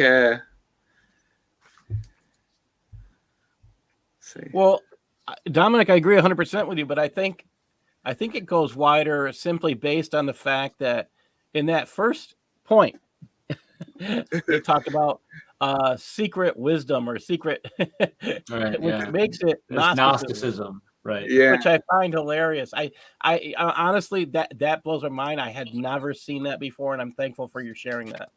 Yeah. Can I share a quick point with you guys? Hello. Can I share a quick point? Okay, Muhammad. Okay, go ahead, Muhammad. Am I the only one experience this kind of technical difficulty? That's fine. Like every time I start trying to speak, recently, even though my mic is going dead. I promise you, there's nothing I am trying to do. So everything all you have to do, we have said it over and over again, is stop your camera, so you can be. That'll give you more bandwidth and allow you to be heard better. Gentlemen, I was just going to make this point about an observation I have about the Nation of Islam. I want you to know that, first of all, I can't claim to be an expert on the Nation of Islam. Your voice is coming through very. But can you hear me? Yes. Okay, Muhammad, you got to turn your camera off, man. I'm going to go ahead and mute you because George, you need to turn your camera off. Turn your camera off, and then that way you will have more bandwidth from your connection dedicated towards the audio. Yeah. Yes. So I want to make this point. Doing this on Clubhouse. I have this friend whose daughter was married to a Christian who converted to the Nation of Islam. Now, I'm no expert, but I'm going to relate to you this experience that my good friend had. This is in Chicago. That's as much detail as I'll give you. It's in Chicago. So her daughter marries this Christian who converts to the Nation of Islam. They have 2 sons. And would you believe that they got divorced? The ex-husband starts taking the boys to Nation of Islam meetings once weekly, and it was like some perversion of Boy Scouts. They were young boys, and they were taking them in there and punching them, teaching them that, look, you need to be strong because there's a coming war, and they racialize everything. It's a conspiracy against the Nation of Islam. That's what they were teaching these boys. And the boys were traumatized. These are Christian boys. They were traumatized by this experience, by the imam actually hitting them and saying that they need to be tough. So when my friend's daughter understood what was happening, she went to court. And God bless the judge. The judge gave her custody of the boys and their religious, to get them away from that cultish type behavior. Yeah, I agree. So I'm saying that there's this ideology that governs how they operate, that says that there is a conspiracy against Black Muslims in the United States. There's no pretense of harmony with the rest of society. There's no idea that we need to live together with others. Okay, let's test Muhammad's audio. Are you there, sir? Did you unmute him? I'm just curious. I'm here. Could you hear me? There we go. Hey. Oh, we can hear you. Yes, we can hear you. Hello? Hello? Yes, hello. We can hear you. We're listening. Okay. We're waiting to hear you. Yeah. Again, this idea of this conspiracy against people, I hear it coming out from. Well, I just okay. We have been addressing quite a few things here, and we were talking about last time he had a clear connection about, what was it, police brutality? Was that what we were talking about? That was his claim, but he apparently doesn't know the current statistics accurately. Okay. He's been misinformed, or has chosen not to do his own research. He's just accepting what other people tell him. Okay. When you parrot stuff instead of doing your own research, you get stuck. Yeah. Okay. So let's go to number 7 here. What they want. We demand not only equal justice under the laws of the United States, but equal employment opportunities. And again, with that, I can agree with that. But okay, so that's just to say, but what that's saying is that doesn't already exist. I've actually been fired from a job for being white because they had to get rid of somebody, and I got fired because the other guy that they could have gotten rid of was Black, so they kept him. There are all kinds of organizations. I mean, this is what we find in the employment area today, where people go out of their way to try to hire ethnic minorities and get them jobs. I mean, and then when you start getting into this affirmative action deal, where people like Paul, you get fired, or you're not looked at or considered for a position because of the color of your skin. And we call it affirmative action. I call it reverse racism is what I call it. But let's just I agree with the premise of affirmative action, which is providing that, affirmative action itself provides people not, and this is what it says it does not give them special treatment, but gives them special consideration where they would not have received consideration before. And we see it when I worked for that college. We saw it at all the college fairs that we would go to. college recruiters would go out of their way. If you had African American students coming there to look at your college, they would go out of their way to try to get as much information in their hand, because those colleges are graded in large part by how many ethnic minorities that they have going to that school. So you're going to have your focus. That's the problem, though. What? If I don't mind to interject just quick, the thing about elements like affirmative action is that we're not looking at the root problem of corporate bureaucracy. Corporate bureaucracy is the big problem. And you also have nepotism. So you have people who get jobs based on just knowing people, and that's not really engaged. So it is harder, because we were talking about intergenerational wealth before. There's also social capital elements that you have. So if I come from a very wealthy family, let's say like I come from the Lovecraft family, H.P. Lovecraft was this very, very famous writer. He had a lot of resources. It's not even just him having physical money. Social capital is even more powerful than economic capital. So if I know a lot of people, I have access to certain places that other people don't have access to. And I think that needs to be put on the table too, that social capital is extremely powerful. I would say a lot of African Americans don't have social capital in the same way that other people may, and I think that is something to be considerate about. And that's why you need to have those special considerations in place, because they don't have those. There's no real space for that. That's just something to be considerate of. He says, shouldn't it be based on whether you're good at the job or not? That's basically what you should be doing. There shouldn't be the aspect of whether it's. But the problem. Well, I would be interested. I'd be very interested to see the number of people who are wealthy today because they've inherited wealth. What percentage of people in the United States does that pertain to? Talking about social capital. I mean, is this 10% of the people in the country today?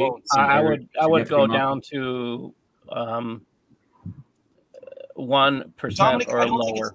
I don't think it's that easy to answer your question, Dominic. I don't think it's that easy. You say if the person gets a job or not. Well, certain people, like I might, like if I come from a certain kind of family, I might have access to education that other people may not have access to. So I might be able to pass those standardized tests better because I can get access to tutoring.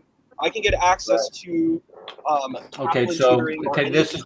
then here we go again. I can get access to tutoring. That is to say that tutoring is not available in our public school systems today. Every school that I taught at had all kinds of tutoring, whether it's math tutoring, whether it's RLA tutoring, any type of tutoring after school. So Issa, I'm going to argue it's whether you take advantage of it. Yeah. I want to hear Prince Muhammad's back. Okay. Okay, we can hear you. Yep, we can hear you.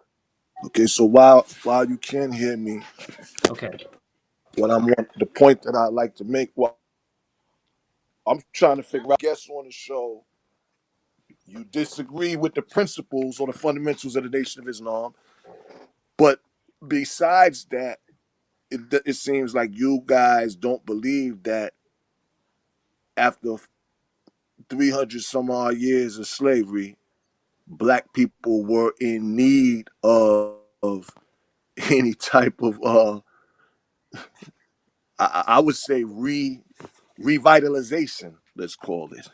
Okay. I mean, that's not true. That's not true. I did not say that they were not in need. We haven't received it. So what what type of economic revitalization should be paid out? How would it be paid out? Who's going to make that determination, and where are those resources going to come from? Okay, well, my point would be first and foremost acknowledging that there is serious damage that's been done to us through slavery. They freed so now if we skip all the way today, we obviously need the education that we're receiving, for the most part, is not addressing the ills. The religion that we receive was not suitable to address our mental and emotional condition, our self-esteem, our self-value. And so when you got these voids, if there is a God, and I believe there is,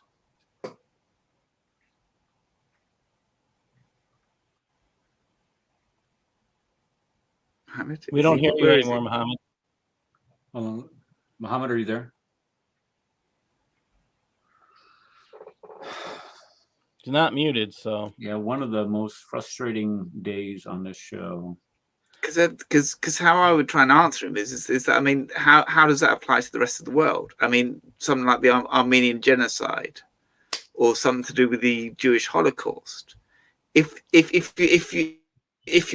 repatriating the stuff, every single massacre that people have experienced throughout history. If you're saying it just has to apply to America, I mean, what about all the stuff that's happened throughout the world, throughout world history? You can't just say, okay. Well, I think, okay, so what I would agree in part with that, but I would also disagree to the point where here you have instances of where entire people groups were murdered, they committed genocide against. But with the African Americans, you don't have, well, with the Islamic slave trade, I guess you could argue that you have, genocide. 90% of them were killed en route, but you have generational. We have to admit, as a country, there has been generational discrimination against them that went, after the Civil War with the implementation of Jim Crow, peonage, Plessy versus Ferguson. All of these institutionalized type legalization of discrimination, as a matter of fact, mandating discrimination in some cases. I agree with that. But Brown versus Board of Education was 1954. 64, wasn't it? Or 50? Yeah, so you're right, 54. I'm sorry. Yeah. It's been 70 years, almost 70 years since Brown versus Board of Education. So we're not going to say that a Supreme Court case is automatically going to change the heart, mind, and soul of a country in its views towards African Americans. That's not going to do it. However, I will say that with the passage of the Civil Rights Act and with the changing of attitudes today, 50 years, our country today is much, much different than it was 50 years ago, as far as race relations are concerned. And looking at this idea that the Nation of Islam has, I believe this is an antiquated outlook about the condition of the African American in our country today. To say that you want to be segregated because you don't have the same economic opportunities, you don't have the same educational opportunities, you don't have the same employment opportunity. Come on. It's illegal. I mean, as a matter of fact, if anybody is discriminated, whether it's through employment, whether it's through education, or people lose their jobs, their livelihoods, if they engage in that type of behavior. I mean, it isn't like, okay, well, you do it and then you don't get away with it and they restore it. No, you go to jail. You lose your livelihood. You get fired if you engage in that type of activity, or your organization or your business can be sued into bankruptcy. Yeah. I mean, so to say that it still exists today as it did when these rules, quote unquote, were written it's to me absurd. Okay, Muhammad, you're back with us. Okay. Can we hear? Can do a voice chat? We can hear you said okay. Yeah, well, so basically what I'm saying is that you make a good point when you say it is human beings have to take initiative. And when human beings don't take initiative and you see a whole group of people, that are, for the most part, not responding to reality in the way that every other community is, then that's worth taking a deeper look into. And so my point is, there's nothing that's happening in the Black community that's not logical and that's not understandable when you consider what our history is and the families that we coming from. And so my position is that the Nation of Islam alone, the Nation of Islam alone, Elijah Muhammad stood up, saw the condition, and he went forth with a program that began the process of producing responsible men and men that taught to our people we need to take responsibility for our families and our communities. Muhammad, can I ask a question here? If you're talking about being responsible and the importance of being responsibility, doesn't expecting white people to, I'm just banking this out as a generalization, and forgive me for doing that. I don't like generalizations. Isn't expecting others to give you something for free removing that sense of responsibility? You don't want to see another form of slavery. Let Muhammad respond. Okay, of course. Well, if you have a country or a system that benefited from the work, let's just say, for instance, your grandfather was worth millions and he died before you were born. And then when you're an adult or a child, my peoples robbed your grandfather. I didn't have nothing to do with it personally, but I'm still spending wealth that belonged to your peoples, your family. And now I'm saying, well, you know what? That's sad. Let's all just get along. No atonement, no compensation. What does that look like? What is? I understand the grievances, but I'm just okay. Hold on. I understand the grievances, but I'm asking, what does that atonement? Okay, look so well, my position is this: that America spends billions on foreign nations. They support other nations. So how is it? What is the problem with giving to the people some form of compensation that helped build a country, that fought for the freedom of this country? Our contributions, I mean, I don't have to list them. So how do we deserve as much as any other people that would have been through this? Okay, so what does that look like then? So because okay, so tell me, what does that look like? Because my ancestors were enslaved, I, being a great grandchild of them, get what?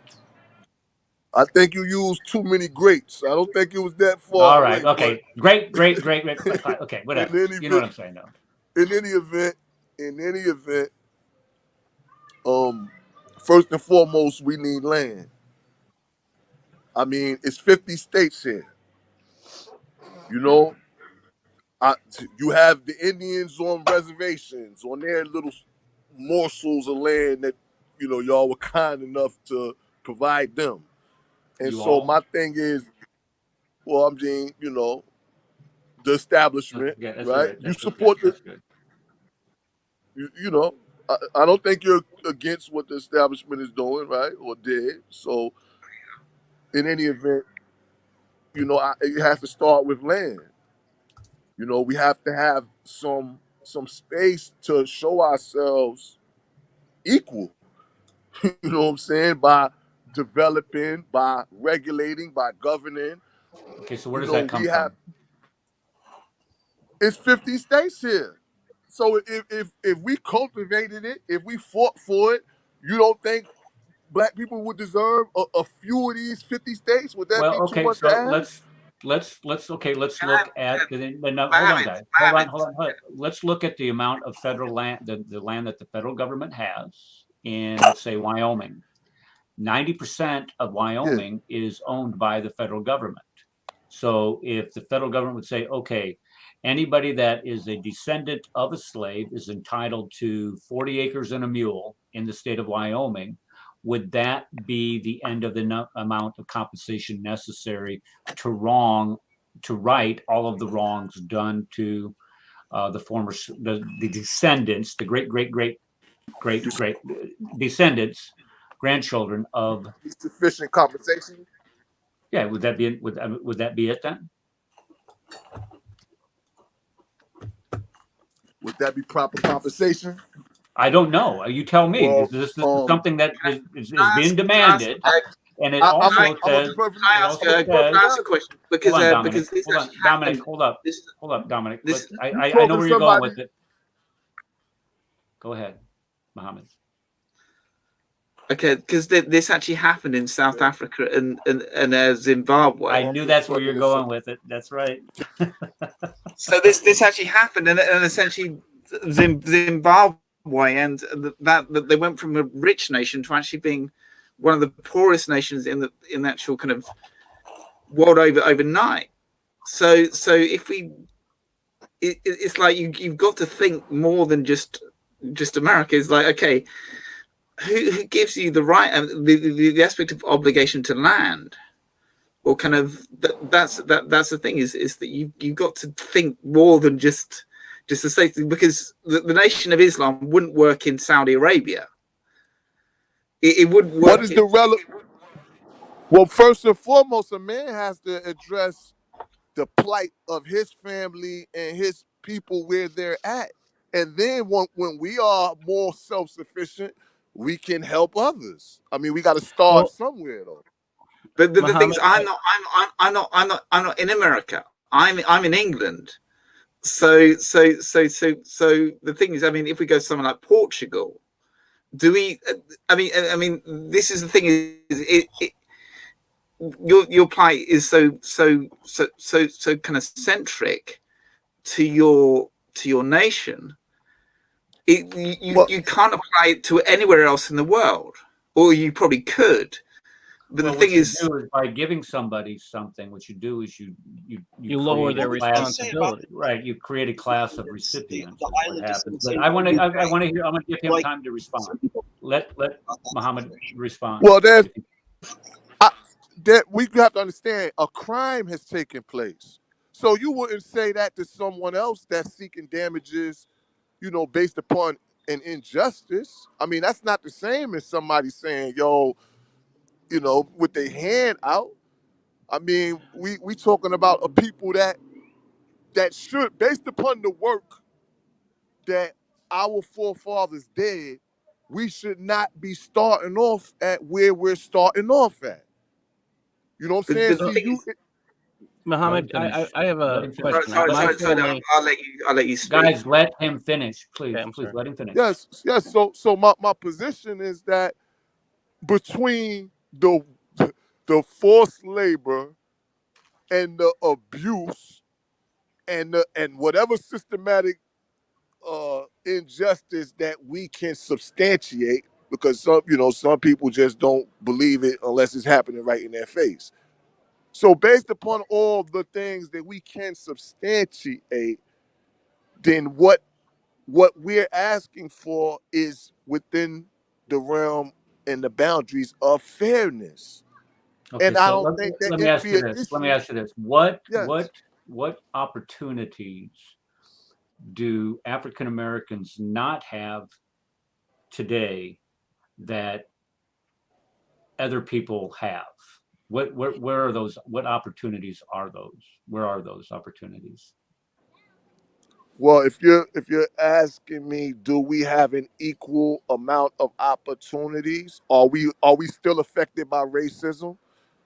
If that's the question. No, that's not the question. I'm asking what opportunities do I have that you don't have based on my skin color? Okay, well, we know that for the most part, people with your skin color are in authority and they are in positions to make decisions. So for instance, if you go to the bank for a loan, you're going to be dealing with one of your kindreds more than likely. Or somebody. Okay. Are you aware that there are laws against discrimination in lending? I mean, are you aware of this? It was against the law for the man to kneel down on George Floyd's neck on camera. Yeah, you're going off topic by saying that. Of course, there's laws. No, you're going off topic. If he asked you if you were aware that there are laws against discrimination in this country? Of course, there are laws against them. Come on, I mean, let's be serious. You can't use what he's basically saying. The scenario you presented is an illegal scenario. All right, okay. It couldn't so work. let me ask a question. Legally. Let's consider this. And I hate to go back this far, but do you think that the officers involved in the Rodney King beating committed a crime, a physical crime against that man? Again, let's. I do. Let me just address that. Let me just address that. Okay. Can I address that? I'm sorry. Please do. Yeah. Okay. So I agree. I agree that they did commit a crime. However, the severity of the crime did. When you actually look at that tape, and this is what the jury had to go through, they had to look at it scene by scene. Rodney King, just like this George Floyd character, was a mountain of a man. This guy is absolutely huge. I was in the military for 21 years, and I was a military policeman.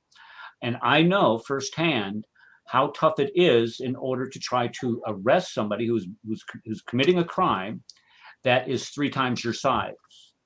And to have to use force, the amount of force necessary to subdue that man is something that it seems like it's all arbitrary when people judge it. So when you look at the Rodney King, the King thing, here you had a guy that was involved in a high-speed chase, endangered a countless number of lives in the process. Finally, they get the guy out of the car, and he continues to resist arrest. This guy is a mountain of a man. They tased this guy, and he still got up. So the officers are sitting there using whatever force that they possibly can. And this is where I disagree with the jury. I believe that somebody like that, you just tase him again. But if you tase him again and then his heart goes out, then you have lawyers getting involved in all that, charging you with murder or whatever. So you have all these other considerations that people don't see when you look at it, because they're not involved in law enforcement. The thing with George Floyd, where this guy was wrong with George Floyd, the guy was high on fentanyl. He had just committed a crime. He was not complying with the directives of the officer. So when they what did he not comply with? At what point and what way did he not comply? Because he did not. Okay, well, let's just go through the whole scenario there. He would not get out of his vehicle. They told him to get out of his vehicle. So when they finally did get him out of his vehicle, there was a wrestling match ensued. And this guy's high on fentanyl, and they're struggling with this guy to finally get him on the ground. Now, when they finally get him on the ground, this is where their officer was absolutely wrong. Your adrenaline, when something like that happens, I'm just going to let you know, your adrenaline is flowing, and you need to know how to control it. This is where that guy did not control it. He wanted to mete out additional punishment on this guy for the struggle that he forced the officers to go through. And in doing so, he killed him. He's put his knee on his neck, and the guy's like, look, I'm in custody. Hold on, let me finish. I'm in custody. You need to get your knee off my neck. You need to stop. And he didn't. And that's why he's in prison today. So when you look at these two things, you're talking about apples and oranges. But I agree that those officers in Los Angeles, they went too far. I mean, they should have tased him again. There's an additional component that this is what the policeman I talked to said, that when you're involved in this kind of a situation as a policeman, you have to trust your fellow officers to tag you out and remind you, right? You know, you've gone too far. You're going too far. Because you'll get to that point in a confrontation with it. They guarantee you that this will happen to you at some point. So that's why it's the people who are with you. It's their responsibility to remind you. You need to stop. You need to get out of that. You know, you need to stop. And this is where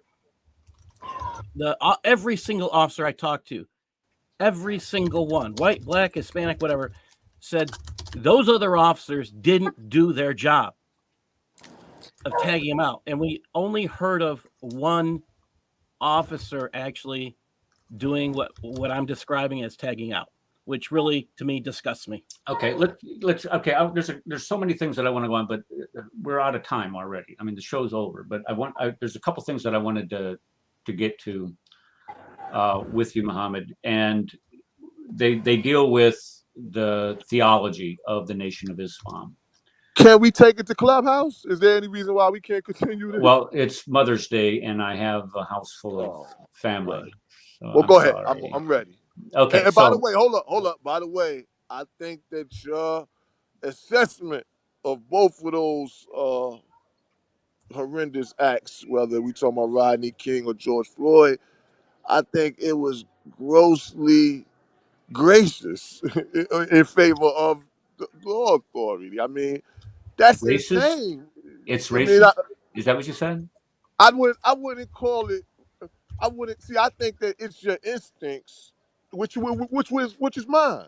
If a black person does something, there's no doubt about it. I'm gonna defend them till I can't defend them no more, because I have that natural affinity towards my people. I don't deny that.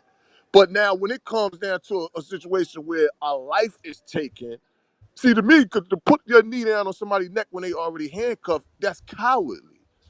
You know what I'm saying? If you got 3 or 4 men beating a man that's unarmed with a baton, that's to me, that's cowardly. So I would not defend that if a bunch of black people did it. But I never, even if it's not biased, I just think it's, I need to. Okay, I'm not defending what the officers did. I'm just telling you that when they did act like that, and they weren't able to tase him again, there are all kinds of restraints and constraints that are placed on officers. I mean, if he would have gone in there, let's say I would have gone in there. I'm 200 pounds. Rodney King's 370 pounds. The guy was just huge. How tall was he? 370. I don't know. He was huge. He was a mountain of it. He was big. Look it up. Somebody look it up and tell me how big he was. He would have kicked my skinny little butt. He didn't throw a punch. He never threw a punch. Okay, I'm trying to explain this to you. So if I were to go in there and I would try to cuff him, he was resisting is what he was doing. He wasn't following the orders or the commands of the officers. But with that said, if I was the one that go in to try to cuff him, all he has to do is just get a hold of me, and he could take my gun from me. And the next thing you know, I'm dead, and everybody around me is going to have to take it to the next level as far as the level of force. Yeah. So when you're telling him, get on the ground, put your hands behind your back, and they're beating him with batons, and you're taking away a level of force from the officers, which is tasing him,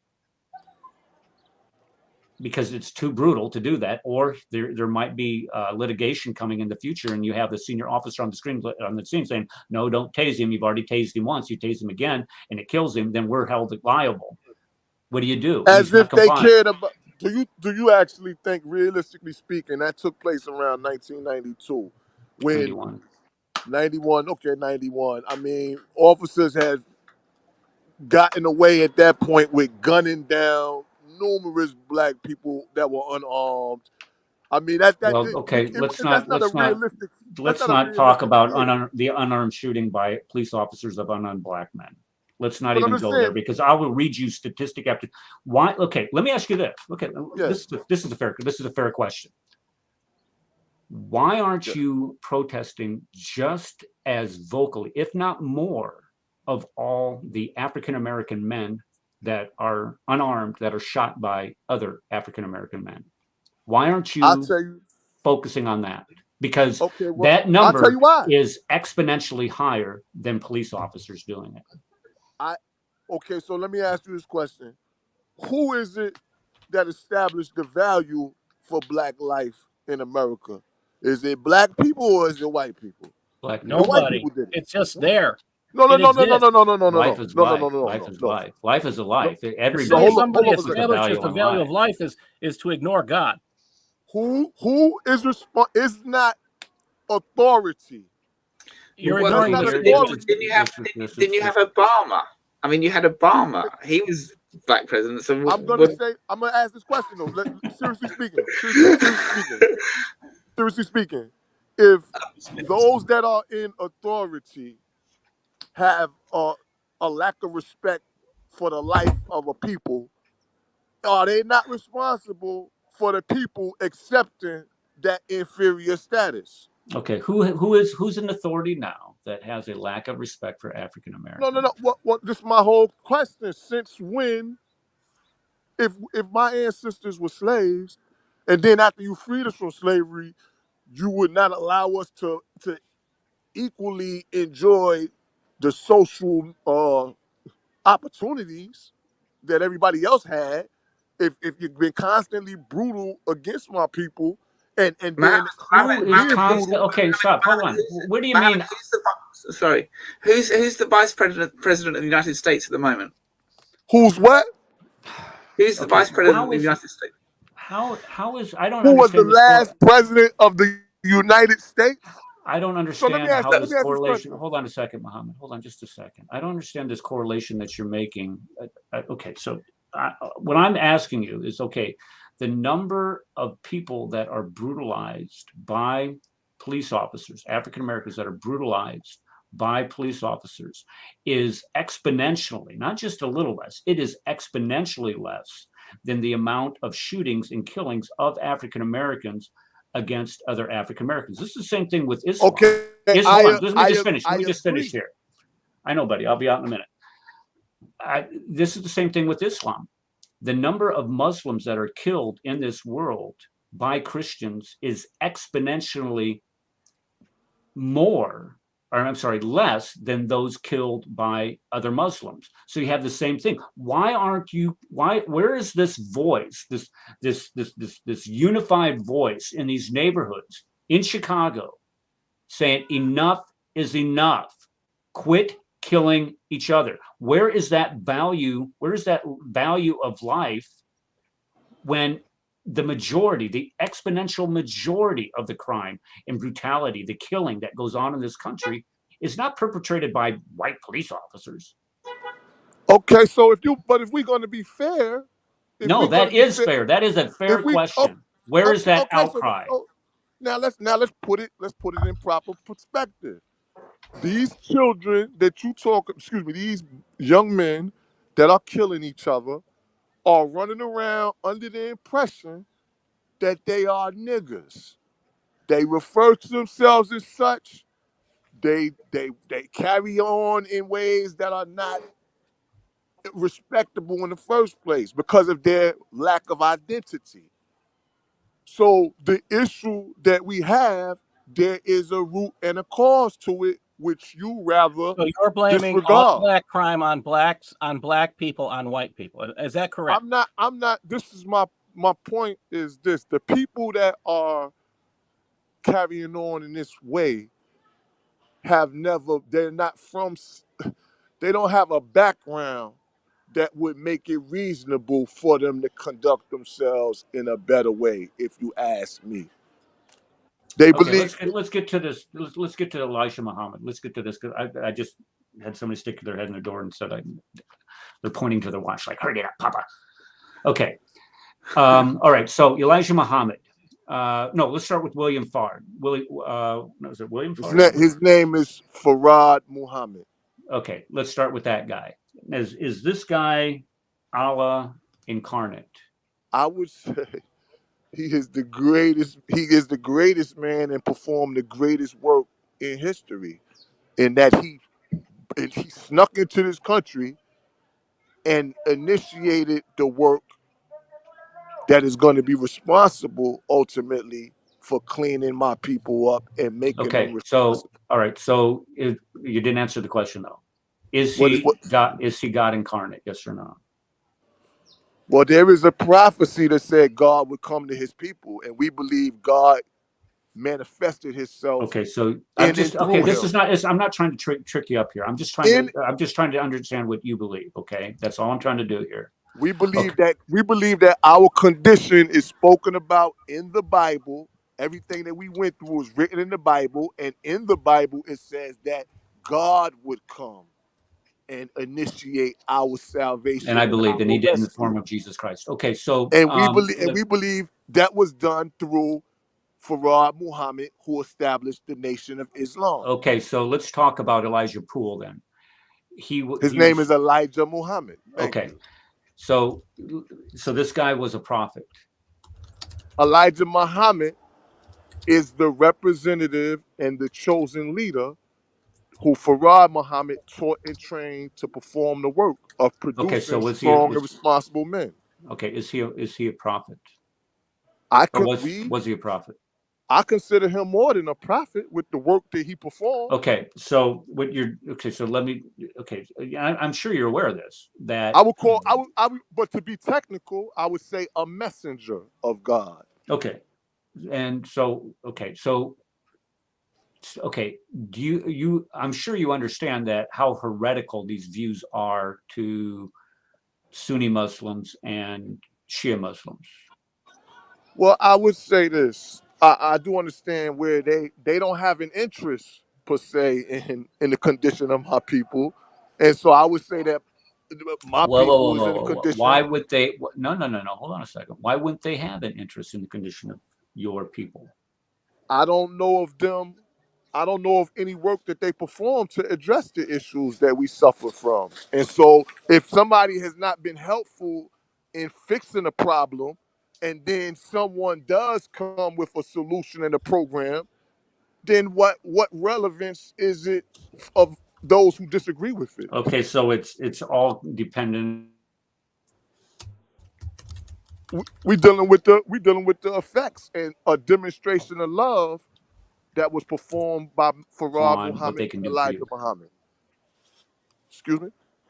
Okay, I didn't catch that last thing you said because I'm simply saying it's like if you in need and you down and out and somebody comes to help you while other people are neglecting the situation, what do you care about what the people got to say that have not been helpful to you? Okay. That would be ridiculous. All right, so it's kind of like, well, okay.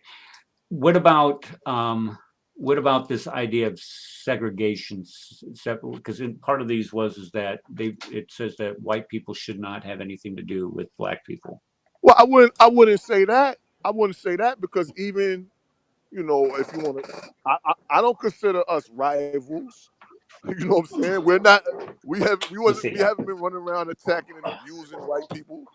We simply trying to put ourselves in a better position, and in order to do that, okay, guys, we have to do it. Okay, I gotta run. I really do. I need to get out here and deal with this. Oh man, I know. Listen, we're gonna bring you back Tuesday. Let's do this Tuesday. I'll message you and we'll bring you back Tuesday and we'll finish this up then. I got to run, folks. Thank you for coming. Happy Mother's Day to all the mothers out there. Aladdin, whenever you grow a pair, you know we put this in the chat for you. God bless everybody. We'll see you on Tuesday.